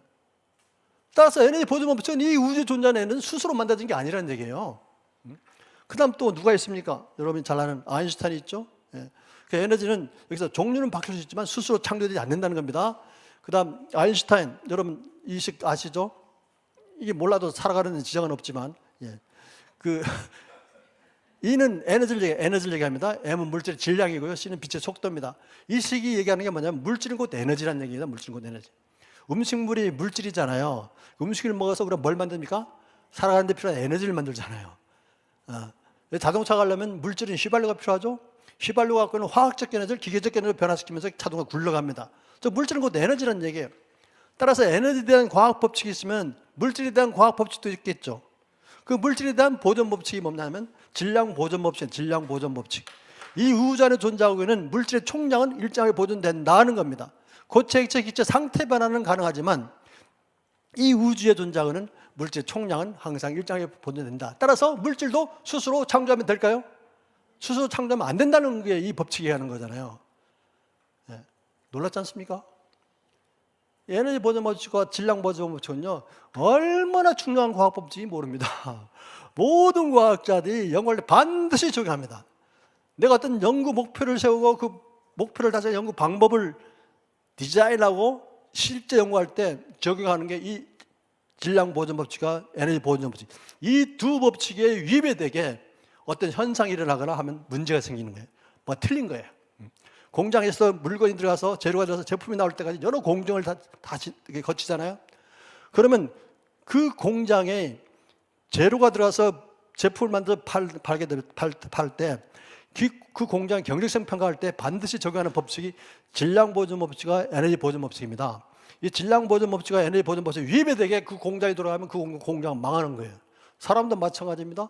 에너지 보존 법칙과 질량 보존 법칙에 맞게 내가 에너지 물질을 취하면 음식을 취하면 건강하게 살 수 있지만 그렇지 않으면 문제가 생기죠. 건강상에. 이렇게 중요한 과학 법칙이 얘기하는 게 뭐냐면 이 우주에 존재하고 있는 에너지 물질은 스스로 창조된 게 아니다. 저희 그림을 보여드리는데 유리병 안에 이제 아름다운 그림이 들어가 있잖아요. 자, 질문하겠습니다. 이 유리병이 스스로 만들어집니까? 절대 안 만들어 스스로. 이 그림이 스스로 만들어집니까? 절대 아니죠. 이 그림이 스스로 병 안에 들어갈 수 있습니까? 절대 그럴 수 없죠. 이 유리병 안에 그림이 좀 변하고 있습니까? 그렇지 않죠. 이게 어떻게 가능하겠습니까? 어떻게 가능하죠 이게? 그래서 지혜 있는 사람이 유리병을 다 디자인 설계하고 지혜 있는 사람이 그림도 그리고 지혜 있는 사람이 집어넣고 보게 놨잖아요. 같은 논리라는 얘기입니다. 이 유리병처럼 그림처럼 스스로 존재하는 이 우주 공간에 그림처럼 스스로 존재하지 않는 에너지 물질이 가득해 있고 그 양이 일정하게 보존되고 있다는 사실은 이 우주에 존재하는 에너지 물질은 창조의 결과라는 것을 이 두 과학 법칙이 증명하고 있지 않습니까? 따라서 우리 자녀들이 학교에서 배우는 과학 법칙들은 창조주가 없다고 절대 얘기하지 않습니다. 절대로 과학은 하나님 없다고 하지 않습니다. 많은 사람들이 창조 하나님을 믿기 싫어하고 그렇기 때문에 과학을 들먹이면서 하나님이 없다 그러고 성경이 틀렸다 그러고 마음대로 비평하는 겁니다. 여러 가지 자연 현상들이 있는데요. 여러 가지 자연 현상이 있는데 이 자연에도 방향성이 있을 거거든요. 그래도 이걸 설명하는 과학 법칙이 있을 겁니다. 예. 여러분 포도잔 내가 자주 보여주는 그림인데 포도잔을 이제 가다 건드리면 자연현상이 뭡니까? 넘어지고 깨지고 쏟아지는 게 자연현상이죠. 이걸 원래 상태로 돌릴 수 있는 분이 혹시 있습니까? 없죠. 예. 그 다음 또 우리가 집에서 애들 방 어지르는 거 너무 쉽죠. 이건 애들뿐만 아니라 어른도 너무 쉬워요. 어른도. 그렇죠? 근데 이렇게 어질러진 방을 깨끗하게 정리하려면 힘이 듭니까? 힘이 안 듭니까? 왜 힘이 들죠? 움직여야 되죠. 그렇죠? 왜 움직이는 게 힘이 드는 거예요? 그렇죠. 왜? 맞습니다. 맞는데 이게 어질러는 건 너무 쉽잖아요. 자연현상이잖아요. 이 어질러는 것을 깨끗이 정리하려면 이게 자연현상에 위배되는 일을 하려고 하니까 힘이 든 겁니다. 이게 됐습니까? 우리가 어질러는 건 너무 쉽잖아요. 근데 이 어질러는 걸 치우는 자연현상에 위배되는 일을 하는 거잖아요. 그래서 힘이 드는 거예요. 예. 폭발 볼까요? 폭발? 폭발은요, 크기와 종류에 상관없이 모든 폭발의 결과는 파괴와 무질서입니다. 그렇죠? 이 폭발로 생긴 파괴와 무질서는 아무리 천문학적으로 오랜 시간이 주어진다 하더라도 질서로 발전하는 일은 죽었다 깨나도 안 일어난다. 그렇죠? 이게 폭발에 대한 기본적인 상식이잖아요.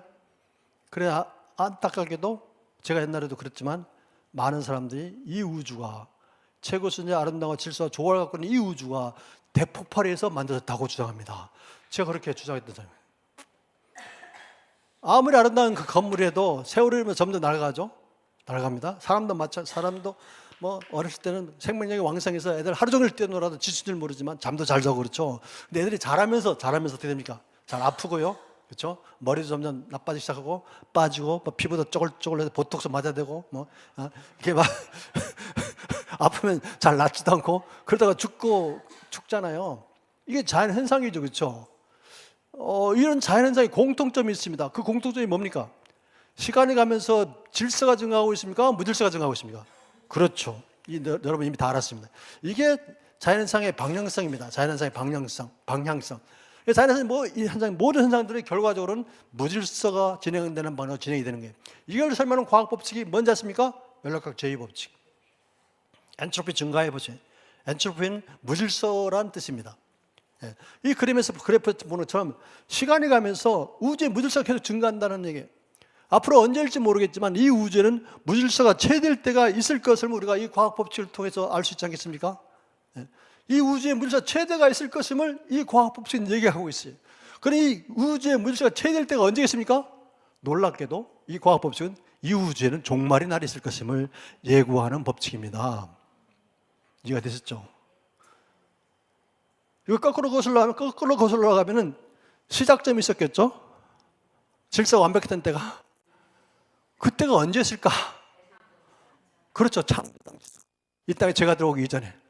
근데 이런 게 현대과학은 어떤 얘기도 못 하는데 이 과학법칙은 그 사실을 얘기하고 있는 거예요. 이 과학법칙은 이 우주는 시작이 있었다는 거예요. 시작이 있었다. 놀랍게도. 이해가 됐습니까? 해마다 물질서가 증가하고 있지 않습니까? 어떤 과학자도 해마다 물질서가 증가하는 속도를 정확하게 계산할 수가 없습니다. 누구도 몰라요. 그걸 뭘 뜻합니까? 이 우주에 우리 인류 역사에는 주관자가 있다는 얘기죠. 해마다 물질서가 증가하는 속도는 누구의 시간표에 의해서만 결정될 뿐입니까? 그렇습니다. 창조 하나님의 시간표에 의해서만 결정될 뿐입니다. 놀랍게도 이 과학법칙이 얘기하고 있는 게 뭐냐면 이렇게 이 우주에는 물질서가 최대될 때가 있을 거다. 종말이라 있을 것이다. 그리고 또 반대로 하나님께서 새하늘과 새 땅으로 회복시켜준다 그랬잖아요. 그러면 무질서가 0이 되겠죠. 따로 무질서가 과학적으로 이렇게 설명할 수 있는데 새하늘과 새 땅이 되면은 무질서가 0이 되고 제로가 되고 질서가 완벽하게 회복된 때가 있을 것임을 우리 이 과학 법칙을 통해서도 얼마든지 알 수 있다는 얘기입니다. 저는 이걸 이렇게 연구하고 깨달으면서 와 정말 놀랍다. 성경은요 1.1획도 틀린 것이 없습니다. 우리 지식이 틀린 거죠. 하나님의 말씀이 틀린 게 아닙니다. 근데 우리가 얼마나 교만한지 모릅니다. 우리가 사실 하나님의 말씀을 다 이해하려고 하는 노력하는 그 자체가 교만인 거죠. 우리가 어떻게 하나님의 말씀을 다 이해할 수 있습니까? 그 중에는 비밀도 있잖아요. 우리가 풀 수 없는 비밀. 그건 그대로 남겨둬야 되는 거예요. 내가 왜 내 얼마 안 된 지식으로 경험으로 다 그걸 이해하려고 설명하려고 그럽니까? 근데 저는 이제 그런 믿음이 있습니다. 저는 지금도 이제 궁금한 게 많거든요. 하나님에 대해서. 하나님 어떤 분이신지, 예수님이 어떤 분이신지. 근데 그걸 더 잘 알고 싶어 하는 궁금증이죠. 성경 말씀은. 근데 그런 궁금증에 대해서 하나님이 때가 되면은 그걸 깨닫게 해주시더라고요.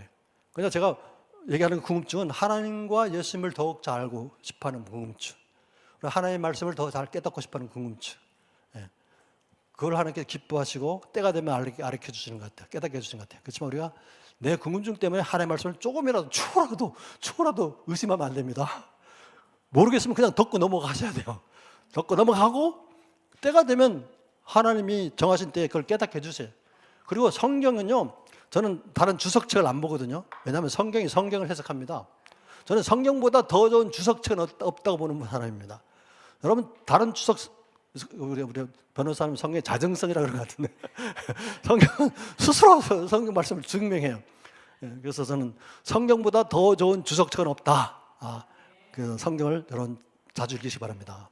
그리고 절대 하나님의 말씀을 조금이라도 의심하지 마십시오.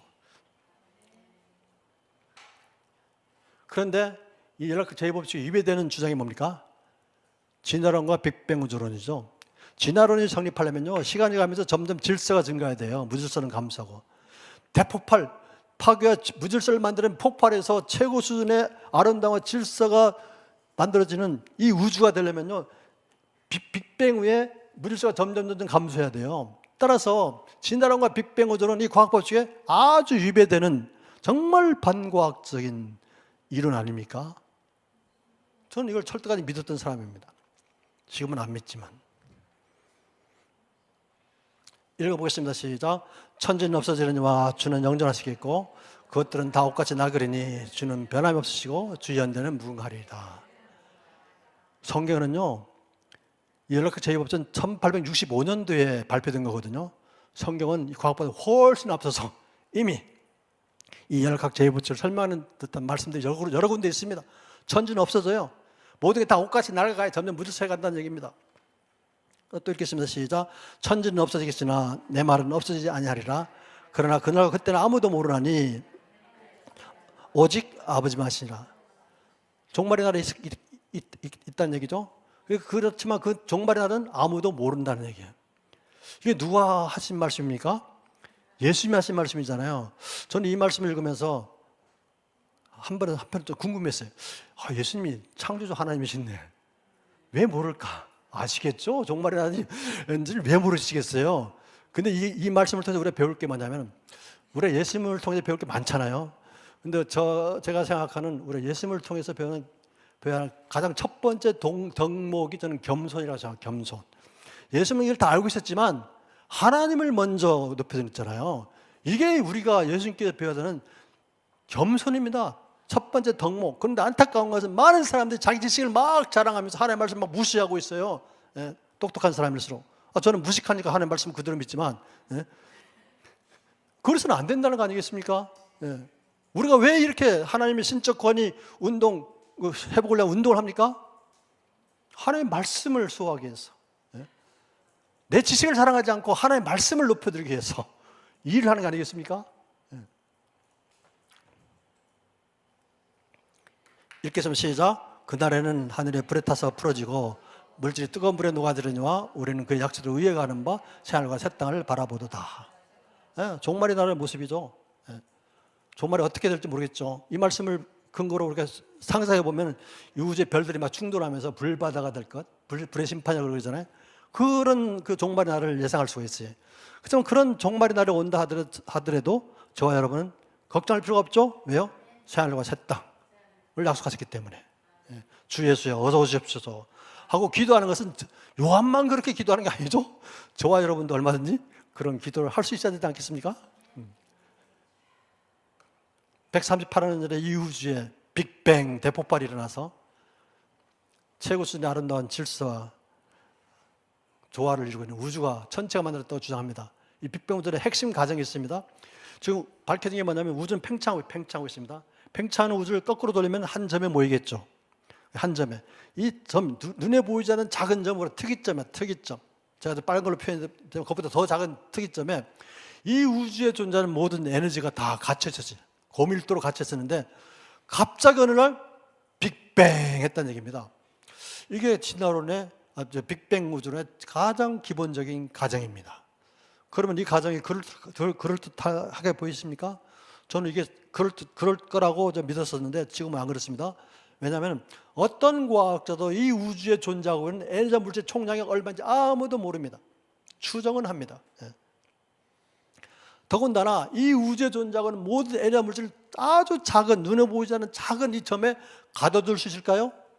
천만에 불가능합니다. 그렇게 가둬둘 수 있는 어떤 과학 법칙도 없습니다. 물리적으로도 불가능하고요. 그런데 이게 온 우주의 에너지 물질이 한 점에 같이 있다가 오늘 갑자기 무슨 일인지 모르게 빅뱅 했다고 이렇게 빅방을 치거든요. 죄송합니다. 이 말을 좀.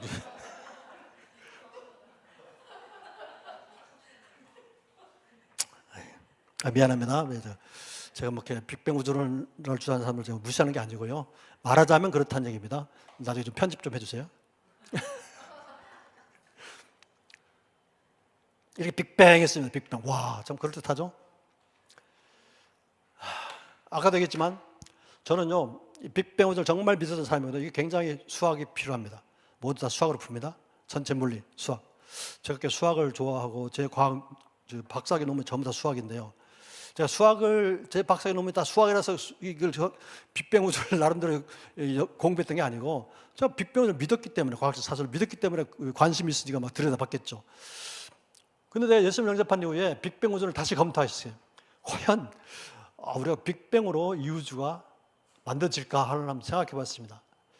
근데 수학도 모르고 천체 물리에 대한 지식도 없을 경우에 일반적인 사람들이 과연 빅뱅으로 이 우주 전체가 만들 수 있을지 그럴지 않을지를 우리가 분별할 수 있어야 되거든요.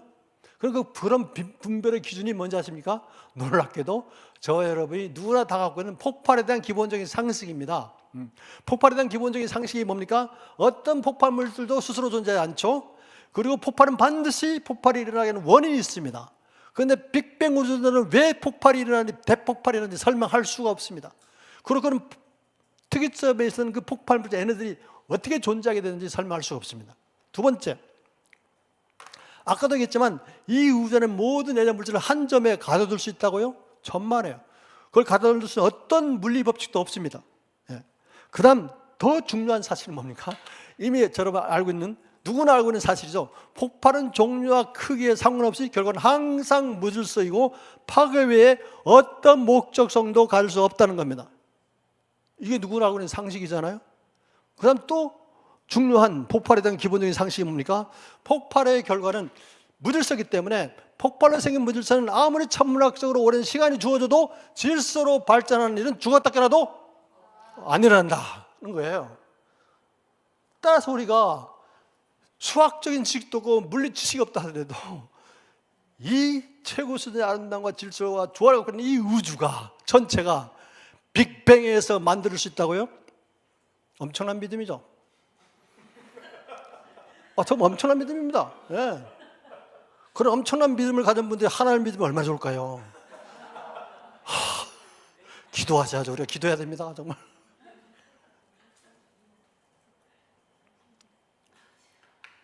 우리 학교에서는 과학 시간에 빅뱅 우주론만 유일한 우주 기원론으로 배웁니다. 학교에서. 그렇지만 많은 천체 과학자들이 다양한 우주론을 주장하고 있습니다. 진동 우주론, 양자 우주론, 다중 우주론, 지휘적 우주론, 변하는 광속 우주론, 끈 이론, 오차 우주 창조론. 이렇게 다양한 우주론이 있다는 것은 뭘 뜻합니까? 빅뱅 우주론이 사실이 아니다. 천체 과학자들이 우주에 대해서 얘기하지만 우주에 대해서 아는 게 있다 없다? 없다는 것입니다. 그리고 빅뱅 우주론의 발전에 크게 기여했던 천체 과학자들이 있어요. 유명한 분들이 로저 페너로스라든가 옥스퍼드 물리대학 교수고요, 프린스턴 대학의 폴 스탄하르트 교수, 영국 왕립 런던 대학교의 마그웨 교수, 전부 다 빅뱅 우주론의 발전에 기여했던 분들이거든요. 이분들이 지금 어떻게 부정하고 있다는 거예요. 빅뱅 우주론. 뭘 뜻합니까? 뭘 뜻합니까? 우주에 대해서 아는 게 제대로 없다는 거죠. 제대로 없습니다. 그런데 학교에서는 빅뱅 우주로만 주장창 가르치는 거예요. 그냥. 빅뱅 우주론이 어떤 문제점인지 전혀 얘기하지 않고, 그리고 학생은 그냥 배우는 거죠. 국회의원처럼 내가 학교에서 과학 시간에 배웠기 때문에, 과학계 배웠기 때문에 믿는다, 이런 식인 거예요.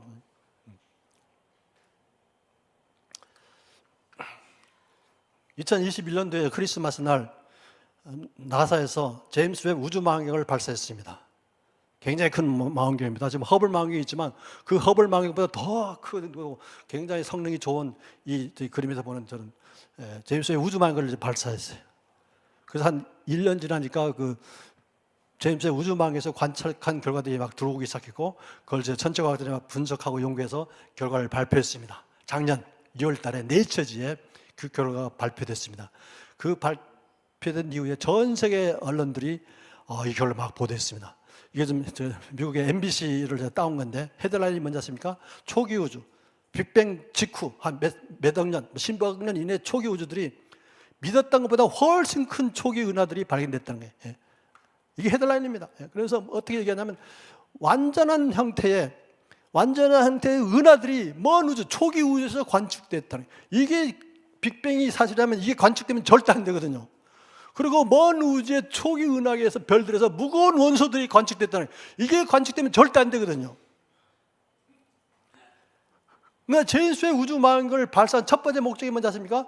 빅뱅에서 이 우주가 만들었다는 것을 증명하기 위해서 과학적으로 증명할 수 있는 그 데이터를 얻기 위해서 보낸 거거든요. 발사한 거거든요. 그런데 결과는 어때요? 그러면서 천체 물리학과 교과서를 다시 써야 할 것이다. 다시 써야 할 것이다. 이거 제 얘기 아닙니다. 최근에 더 많은 그 관측 결과들이 이제 나사 홈페이지에 가면 있거든요. 그 결과들은요, 정말 빅뱅 우주론자들을 정말 당황하게 하고 난처하는 결과들이 계속 쏟아지고 있어요. 그렇지만 그분들은 자기네 빅뱅 우주를 아마 포기하지 않을 겁니다. 또 다시 막 빅뱅 우주를 더 발전시켜서 나름대로 또 막 그럴 거거든요. 그분들은 진화론을 주장하는 사람들도요, 진화론이 과학적으로 틀렸다는 걸 알아요. 그럼에도 불구하고 포기하지 못한 이유가 뭔지 아십니까? 그들이 진화론을 포기하고 창조를 인정하는 순간 창조주 하나를 믿어야 하기 때문에 그게 첫 번째 이유입니다. 첫 번째 이유. 그렇기 때문에 진화론을 그냥 믿고 주장할 수밖에 없다는 겁니다. 안타깝죠? 그러니까 우리가 기도할 게 너무나 많죠? 특히 지식인들 위해서 기도해야 됩니다. 특히 크리스찬 지성인들 위해서 기도하시기 바랍니다. 우리 신학교 교수님뿐만 아니라 교회 크리스찬 지성인들이, 크리스찬 과학자들이 얼마나 이 유신진자를 가지고 우리 성경을 공격하고 다음 세대들의 신앙을 무너뜨리는지 모릅니다. 그건 제가 다음 시간에 얘기하겠습니다. 우리 은하계가 있거든요. 우리 은하계. 이후엔 약 1000억 개 이상의 은하계가 있고 각 은하계마다 1000억 개 이상의 별들이 있다고 추정합니다. 우리 은하계도 약 1000억 개 이상의 별들이 있는데 이게 우리 은하계인데 우리 은하계 중에 우리 태양계가 있죠. 밑에 태양계 있어요. 태양계가 가만히 있는 게 아니고 은하계 중심을 이렇게 공전해 돌아요. 은하계 중심을 공전합니다. 이 태양계가 은하계 중심을 공전하는 속도는요, 시간당 72만에서 한 78만 킬로미터입니다. 이 공전 중에 한 바퀴 도는데 2억 3천만 년이 걸린다는 얘기예요. 엄청난 거죠. 엄청 크다는 얘기죠. 근데 이런 우리 은하계 같은 것들이 온 우주에 막 1000억 개 이상이니까 얼마나 이 우주가 광대하겠어요. 아무도 모르는 거죠. 그렇죠? 아무도 모르는 이 우주를 마치 다 아는 것처럼 우리가 지구도 제대로 잘 모르는데, 그렇죠? 우리 태양계도 제대로 잘 모르는데, 우리 은하계는 더 모르는데, 이 은하계를 포함한 온 이 우주의 전체 은하계들을 다 아는 것처럼 마치 막 얘기하고 있거든요.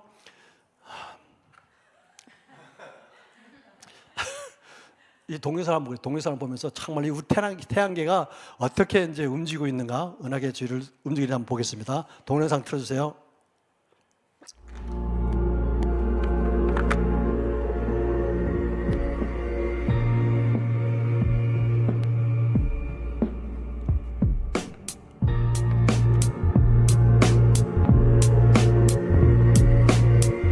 옛날 모델입니다. 옛날 모델. 옛날 태양계가 저렇게 돌았다고 예측했으면 지금은 틀렸다는 얘기죠. 새로운 태양계 운행 모델이 나옵니다. 지금 태양이 지금 우리 은하계 중심을 돌고 있습니다. 태양을 중심으로 8개 행성들이 막 돌고 있죠. 도는 모습 보세요. 원형이 아니고 소용돌이 치듯이 되고 있습니다. 이게 최근에 밝혀진 태양계 운행 모습입니다. 보세요. 정말 신기합니다. 태양이 돌고 있고 그 주위를 8개 행성들이 천천히 가면 낭호 될까봐 정신없이 막 최선을 다해서 막 돌아가요. 놀랍지 않습니까? 이걸 우리가 볼텍스 소용돌이거든요. 볼텍스라 그럽니다.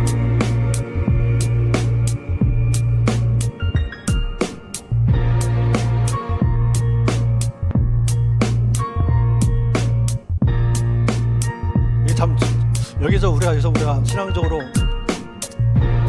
생각할 수 있는 게 뭐냐면 이 8개 행성이 태양을 죽서 막 정신을 돌잖아요. 정신이 돌 때 정신 차려서 최선을 다하는 거죠. 그렇죠? 우리도 하나님 믿을 때 정말 정신 차리고 최선을 다해서 살아야 되지 않겠습니까? 잘못하면은 우리가 비평신학, 뭐 잘못된 신학에 젖어가지고 신앙을 버릴 수가 있거든요. 근데 이런 볼텍스 구조가 얼마나 중요하면 생명에서 굉장히 중요해요. 이렇게 다 이런 소용돌이 구조를 갖고 있다는 얘기예요. 이 볼텍스 구조를. 예. 계속, 예. 안 나옵니까? 네, 네. 고사리도 보면 이렇게 있고요. 장미꽃도 보면 겹겹이 쌓인 게 볼텍스 구조입니다. 은하계도 마찬가지고요. DNA 구조도 마찬가지입니다. 암모나이트 생명체도 그렇고, 심지어 화장실에 물 내려가는 모습도 소용돌이. 놀랍죠? 이런 게 어떻게 폭발의 결과로 설명할 수 있습니까? 천만에요. 이런 거 학교에서 이런 걸 학생들한테 보여줄 것 같습니까? 천만에요. 이걸 보여주면 빅뱅 우주론이 바로 틀렸다는 게 입증되기 때문에 절대 안 가르칩니다. 절대 안 보여줍니다.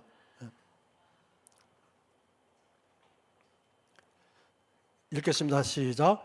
이는 하나님의 영광의 형체시여 그 본체의 형상이시라 그의 능력의 말씀으로 만물을 붙드시며. 밑에 읽겠습니다. 시작. 너희는 눈을 높이 들어 누가 이 모든 것을 창조했나 보라. 주께서는 수요대로 만성을 이끌어내시고 그들의 이름을 부르시다니 그의 권세가 크고 강함으로 하나도 빠짐이 없느니라. 어떤 과학자도 이 우주의 별의 개수가 몇 개냐 아무도 모르죠. 하나님은 전부 다 계수하고 계시고 이름까지도 부르세요. 하나님의 창조 능력이 크고 강하기 때문에 하나님은 빠짐이 없는 최고 수준의 아름다움과 질서와 조화를 갖고 있는 이 우주 전체를 창조하셨음을 이 말씀이 얘기하고 있지 않습니까? 여러분 이 말씀 믿으십니까? 근데 안타까운 사실은 우리 자녀들이 이걸 못 믿고 있다는 얘기입니다. 뭐 때문에? 잘못된 교육 때문에. 잘못된 과학교육, 잘못된 신학교육, 잘못된 사상 이런 때문에. 우리가 이 시대에 우리 어른들이 다음 세대를 위해서 무엇을 해야 될 건지 알 수 있지 않습니까? 어떻게 해야 될 거를. 근데 이거를 이제 우리가 정말 머리를 이렇게 맞대가지고 다음 세대를 위해서 어떻게 할 것을 우리가 고민하면서 대책을 세우고 실행해야 될 텐데 그게 잘 안 되고 있다니. 저는 그런 게 우리 성수의 운동을 통해서 정말 진행되기를 저는 개인적으로 소망도 해봅니다. 한 10분 정도 쉬겠습니다. 쉬었다가요? 계속해요? 네? 그만해요? 다시. 시간 다. 그러면은 제가 오늘 이걸 마치고요. 나머지는 또 다음 시간이 되면 하고, 제가 원래 다음 시간에 하려고 했던 것을 하고요. 근데 오늘 제가 얘기하고 싶은 데는 정말 중요한 것 핵심을 다 얘기했습니다. 다 얘기했어요, 사실. 그 외에도 이제 성경에 많은 말씀들이 있는데 거기에 정말 놀라울 정도로 우리가 알고 있는 과학 사실과 전부 일치하는 것들이 있어요. 일치. 예를 들어서 우리가 할례 볼까요? 할례 난지 며칠 만에 할례 합니까? 8일이죠. 왜 8일일까요? 맞아요. 최고 안 아파요. 최고로 안 아플 뿐만 아니라 할례하면 뭐가 나 피가 나오잖아요. 그래 좋은 거. 피가 나면 그걸 굳게 하는 게 트로프롬이라는 호르몬인데 효소가 있는데 그 트로프롬이라는 그 있는데 이게 3일째, 8일째 될 때가 제일 많아요. 성인의 농도가 약 100%라면 8일째가 110%. 8일째 가장 잘 빨리 굳는 거예요. 그래서 8일째 할례를 하는 거예요. 8일 이후부터는 정상, 우리 어른하고 똑같은 그런 프로트롬빈 농도를 가지고 평생 사는 거예요. 다 이유가 있습니다. 그런 내용들이 많이 있거든요, 성경에. 시간이 되면 제가 언제 또 따로 갖기로 하고, 오늘은 이걸로 마치겠는데요. 그럼 우리 기도를 해야 되겠죠, 그렇죠? 감사합니다. 맨 뒤에 거 좀, 전사 맨 뒤에, 슬라이드 맨 뒤에 기도합시다. 기도합시다. 그 전에요. 이거 한번 보겠습니다. 결론입니다, 오늘. 자, 우리가 성경에 기록된 대로 창조 하나님을 잘 믿고요. 그리고 기료, 진료, 생명신 예수님을 정말 잘 믿어야 합니다. 그리고 이 세상 살면서 우리는 어떻게 해요? 하나님을 사랑하고 이웃을 내 몸처럼 사랑하는 사람이 되야겠죠. 그리고 저와 여러분은 늘 성령 충만해야겠는데, 그렇죠? 어떤 사람이 성령 충만한 사람입니까? 하나님 뜻 안에서 사는 사람이 성령 충만한 사람이겠죠. 하나님 뜻 안에서 사는 사람들의 모습이 뭘까요? 그렇습니다. 다 알고 있죠? 항상 기뻐하고 쉬지 말고 기도하고 범사에 감사하는 사람. 그리고 겸손한 사람. 정말 지식적으로 좀 겸손해야 되겠어요. 영적으로뿐만 아니라 지식적으로도 겸손한 저와 여러분이 되겠으면 좋겠습니다. 항상 기뻐하고 쉬지 말고 기도하고 범사에 감사하는 겸손한 사람은 그게 예수 그리스도 안에서 저희를 향하신 하나님의 뜻이라고 저는 생각합니다. 저와 여러분이 그런 사람이 됐으면 좋겠습니다. 예, 기도를 이제 같이 하겠습니다. 그렇죠? 여기까지 하면 같이 한번 읽고 이제 기도를 할 텐데요. 우선 성령님의 능력과 은혜로 무너져가고 있는 한국교회와 다음 세대의 신앙 회복과 부흥이 일어나기를 우리가 기도해야 됩니다. 그리고 성경의 신적 권위와 무엇을 수호하고 전파하는 데 걸림돌이 되고 방해가 되는 인간의 모든 지식과 철학과 사상을 배설물처럼 여기고 버리는 지적 회개 운동이 일어나야 됩니다. 예. 우리가 지적 회개 운동이 지적 회개를 먼저 하지 않으면 우리가 지적으로 겸손한 사람이 될 수 없습니다. 그리고 성경의 권위와 무엇을 부정하는 성경 비평신학, 자유주의 신학, 유신진화를 대적하여 파쇄하고, 변호사님 파쇄란 말을 좀 좋아하시더라고요. 파쇄하고 말씀 회복 운동과 성경의 권위, 신적 권위 회복 운동이 신학교, 그리고 선교지, 목회자들, 그리고 교회 지도자들에게서 일어나기를, 그리고요 말씀 회복과 성경의 권위 회복을 위한 선한 싸움에 모든 교회와 모든 교인들이 정말 무너진 이스라엘 성벽을 세우는 심정으로 함께 동참하기를 우리가 기도하면 좋겠습니다. 예, 그리고 마무리 기도는 변호사님, 예, 기도하겠습니다. 하나님 감사합니다. 오늘 기도 감사합니다. 하나님이 성령의 능력으로 무너지고 있는 한국교회를 불쌍히 여겨 주시옵소서. 다음 세대의 신앙과 회복이 되는 부흥하기를 겁니다. 하나님 이를 저희 할 수 있는 하나님 역사여 주시옵소서. 하나님 성경의 신적 권위와 무엇을 수호하고 전파하는데 걸림돌이 되고 방해되는 모든 인간의 지식과 사상과 철학을 배설물처럼 다 버리게 하시고 하나님 지적으로 회개하는 운동이 먼저 일어나게 해 주시옵소서. 그래서 제가 선지적으로 겸손하게 하나님의 말씀에 순종하며 나가게 해 주시옵소서. 모든 성경의 권위와 무엇을 부정하는 성경 빅동신학, 자유주의 신학, 유신신화를 대적하여 파쇄하고 하월신학 운동과 행동이 일어나서 신학교에서 이 나라 이 땅에 하나님의 나라가 세워지게 하시고 하나님 땅에 세워주시고 하나님 뜻이 이루어지는 놀라운 역사에 해 주시옵소서. 말씀의 과 성경의 권위 회복을 위해서 하나님 싸움의 모든 견들이 통통하게 해 주시옵소서. 하나님 감사합니다. 하나님 얼마나 답답하십니까? 저희들 마음도 아픈데 하나님 마음 얼마나 아프실까요? 저희들 불쌍히 여겨 주시옵소서. 저희들 마음껏 사용하셔서 이 땅에 하나님의 나라가 세워지고 하나님의 뜻이 이루어지고 무너진 한국교회가 다음 세대들이 다시 세워지고 회복하고 부흥하는 역사가 일어나게 해주시옵소서. 이 일에 성령님께서 함께 하시고 인도해 주시기를 간절히 간구드립니다. 하나님, 이 첨단 과학시대 지식과 정보가 남모는 이 시대에 많은 사람들이 성경이 틀렸다 그럽니다. 하나님 말씀의 권위와 무엇을 무시하고 하나님이 없다고 하나님을 떠나고 있습니다. 하나님 저희들 불쌍히 여겨 주시옵시고 이제 저희가 하나님 말씀으로 회복되는 역사가 일어나게 해주시옵시고 이 일에 우리를 부르셨으니 저희들 마음껏 사용하셔서 이 땅에 하나님의 나라가 임하고 하나님의 뜻이 이루어지고 하나님의 말씀의 권위가 다시 세워지고 회복되고 수호되는 역사가 일어나게 해 주시옵소서. 하나님 이 일들이 우리 신학교에서부터 교신들부터 선교지와 목회자들, 교회 지도자들에게 일어나게 하시고 하나님 유럽교회가 무너진 이유가 지도자들뿐만 아니라 일반 성도들이 그런 사실을 알고도 일어나지 않았기 때문에 선한 싸움을 싸우지 않았기 때문에 저는 무너졌다고 생각합니다.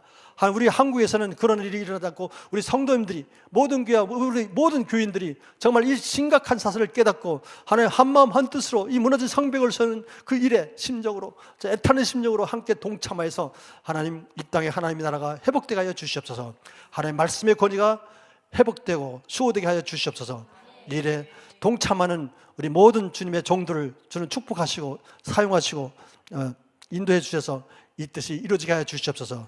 이 일들 우리가 사람의 힘이 아니라 오로지 하나님께 주신 성령님의 지하 능력으로 감당할 수 있도록 주님 역사하시고 인도하여 주시옵소서.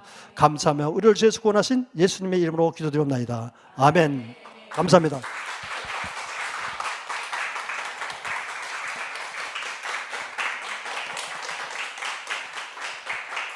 네, 우리 한인봉 장로님 강의 중에서 제가 들어본 강의 중에서 가장 성령 충만한 과학 강의였던 것 같습니다. 아마 여러분 다시 한번 우리 한인봉 장로님의 강의를 다시 들어봐 주시면 정말 이렇게 좋겠다 이런 생각을 좀 많이 했습니다. 무엇보다도 과학적으로도 지적으로도 굉장히 좀 수준이 올라갈 뿐만 아니라 특별히 말씀에 기해서 과학을 어떻게 볼지에 대한 안목도 많이 생기는 것 같습니다. 특별히 과학주의가 인간의 이성과 경험을 말씀보다 앞세우는 지적인 교만과 우상이다라는 부분을 아주 분명히 좀 말씀해 주셨고요. 저희들이 늘 알고 있었던 에너지 보존 법칙은 에너지가 스스로 창조되지 않는다라고 하는 아인슈타인의 말이 있다는 것도 저도 처음 알았습니다. 그러니까 에너지와는 자연이고 자연은 스스로 창조할 수 없으니 에너지 보존 법칙은 에너지와 자연이 피조물임을 그 자체가 증명하고 있는 것이다. 여러분, 에너지는 스스로 창조할 수 없다 아인슈타인이 말한 거 알아? 라고 얘기하면 여러분이 성경의 말씀을 증거하고 있는 것이라고 저는 굳게 믿습니다. 그리고 여러분 지금 또 하나님께서 지금 엔트로피, 열역학 이법칙이라고 하면 좀 유식하잖아요. 열역학 이법칙, 무질서에 계속 증가한다. 무질서가 가장 끝까지 증가하면 이 세상은 끝이 있다. 그러니까 열역학 이법칙이 이 세상에 종말이 있음을 증명하고 있는 것이다 라고 여러분 엔트로피 법칙이라고 알아? 라고 얘기하면 여러분이 또 이렇게 과학적 지식 가지고 성경을 부인하는 자들을 분명히 깰 수 있다 이렇게 좀 보여줍니다. 그리고 빅뱅 우주론 말고 다양한 우주 기원론이 있다는 걸 아느냐 라고 말해주는 것만으로도 빅뱅이 얼마나 이렇게 허구적인 것인가. 그리고 태양이 돌고 있을 때 이렇게 이동식으로 스파이럴식으로 도는 이걸 고아텍스 아니고 보아텍스라고 부르는 모양이죠. 보어텍스, 보어텍스라고 아냐? 라고 물어보면 보텍스 자체가 빅뱅 우주론을 이렇게 허구임을 증명하는 것이다. 뭐냐? 그럼 화장실에 물 내리가는 것처럼 태양이 지금 그렇게 돌고 있다라고 하는 부분을 설명하면 그 자체도 제가 보기에는 성경의 창조, 빅뱅의 허구성을 분명히 증거하는 것이다라는 우리 하나님의 이 과학적 지식이 성경의 진리로 이렇게 재조명되는 굉장히 놀라운 강의를 들었습니다. 저는 성경의 과학성을 증명하는 것이 아니라 성경적 과학이 참된 과학이다. 그러니까 과학 위에 성경 위에 과학이 있는 것이 아니라 성경이 과학 위에 있는, 그래서 과학적 성경이 아니라 성경적 과학이 되어야 한다는 그런 운동이 일어날 수 있기를 좀 바라는 마음을 한번 가져봤습니다. 이 방송을 보시는 전국과 세계의 과학계에 종사하시는 성도 여러분, 과학의 여러 가지 법칙과 내용들이 성경의 진리를 이렇게 명백히 증언하고 있음을 여러분이 알고 계시는 과학적 지식을 가지고 믿음을 가지고 이렇게 증언해 주시면 좋겠습니다.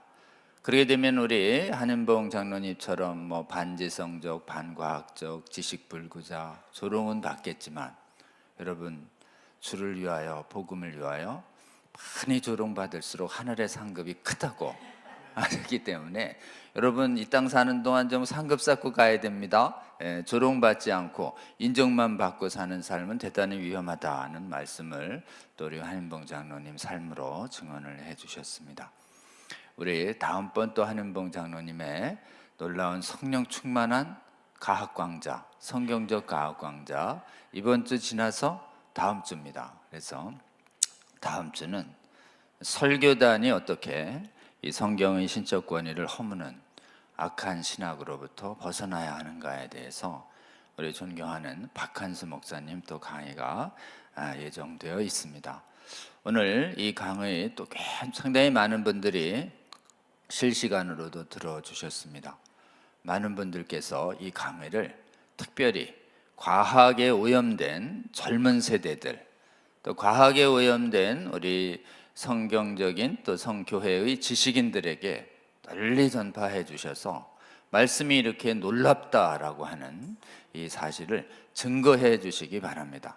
실제로 과학이 하나님을 대적하는 모든 말씀은 성경의 말씀 그 자체가, 즉 오직 창조주 하나님만이 존재하시고 자존하신다는 그 진리가, 그리고 이 세상은 영원하지가 않고 반드시 종말에 있다라고 하는 이 과학의 존재 법칙이 성경의 진리됨을 분명히 증거하고 있다라고 하는 이 말씀으로 잘 깨우셔서 각처에서 제가 보기에는 과학자들이 성경의 신적 권위를 수호하는 용사들로 일어날 수 있도록 오늘 기도해 주신 제목으로 여러분 꼭 기도해 주시기 바랍니다. 저희들 성수협이 또 목요일마다 하나님 나라를 구하는 언약을 잡고 산에서 기도하는 운동을 일으키고 있습니다. 여러분 이 강의를 들어보시는 분들께서 또 성수협 정기 목요 언약 산기도 또 실시간으로 저희들이 목요일 8시에서 9시를 송출합니다. 여러분 꼭 함께 좀 기도해 주셔서 오직 하나님께 간구하는 것만이 말씀으로 그 죽어있는 영혼을 깨운다고 저희는 굳게 믿습니다. 기도하며 선포하는 말씀만이 우리의 영혼을 깨웁니다. 그래서 여러분 또 성수협의 시청자 여러분 계속 각처에서 하나님의 나라를 위해서 함께 기도해 주시면 좋겠습니다. 오늘 너무 성령 충만한 이런 강의해 주신 우리 한인봉 장로님께 다시 한번 감사의 박수 한번 주시면 좋겠습니다.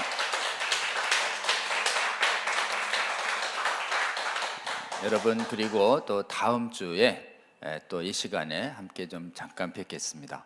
제가 잠깐 기도하고 마치겠습니다. 주님 감사합니다.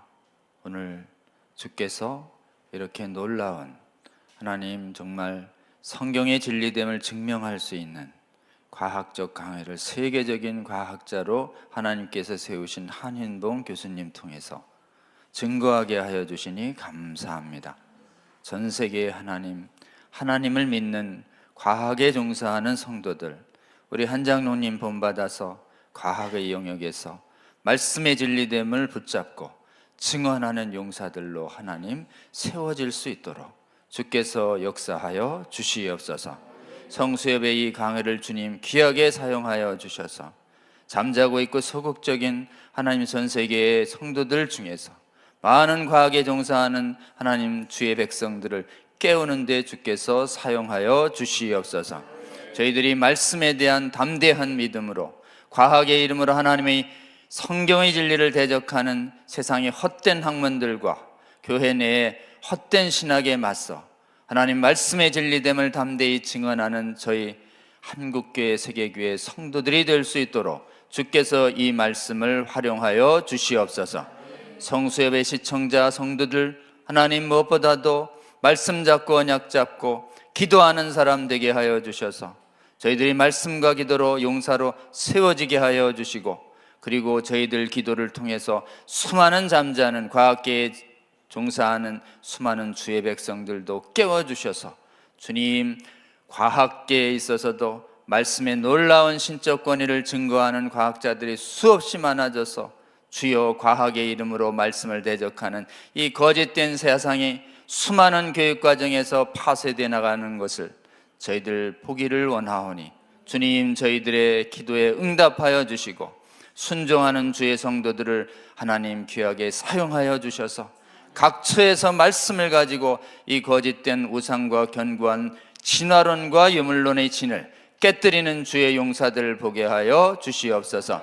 이 성수협 강론을 주여 기름 부어 주시고 하나님 정말 먼저 깨어난 주의 백성들을 더욱더 깨워주셔서 한국교회와 전 세계의 수많은 잠자는 주의 성도들을 깨우는 데 귀하게 사용하여 주시옵소서. 감사드리며 우리 주님 예수님 이름으로 기도합니다. 아멘. 여러분 감사합니다. 그럼 다음 주에 뵙겠습니다. 고맙습니다.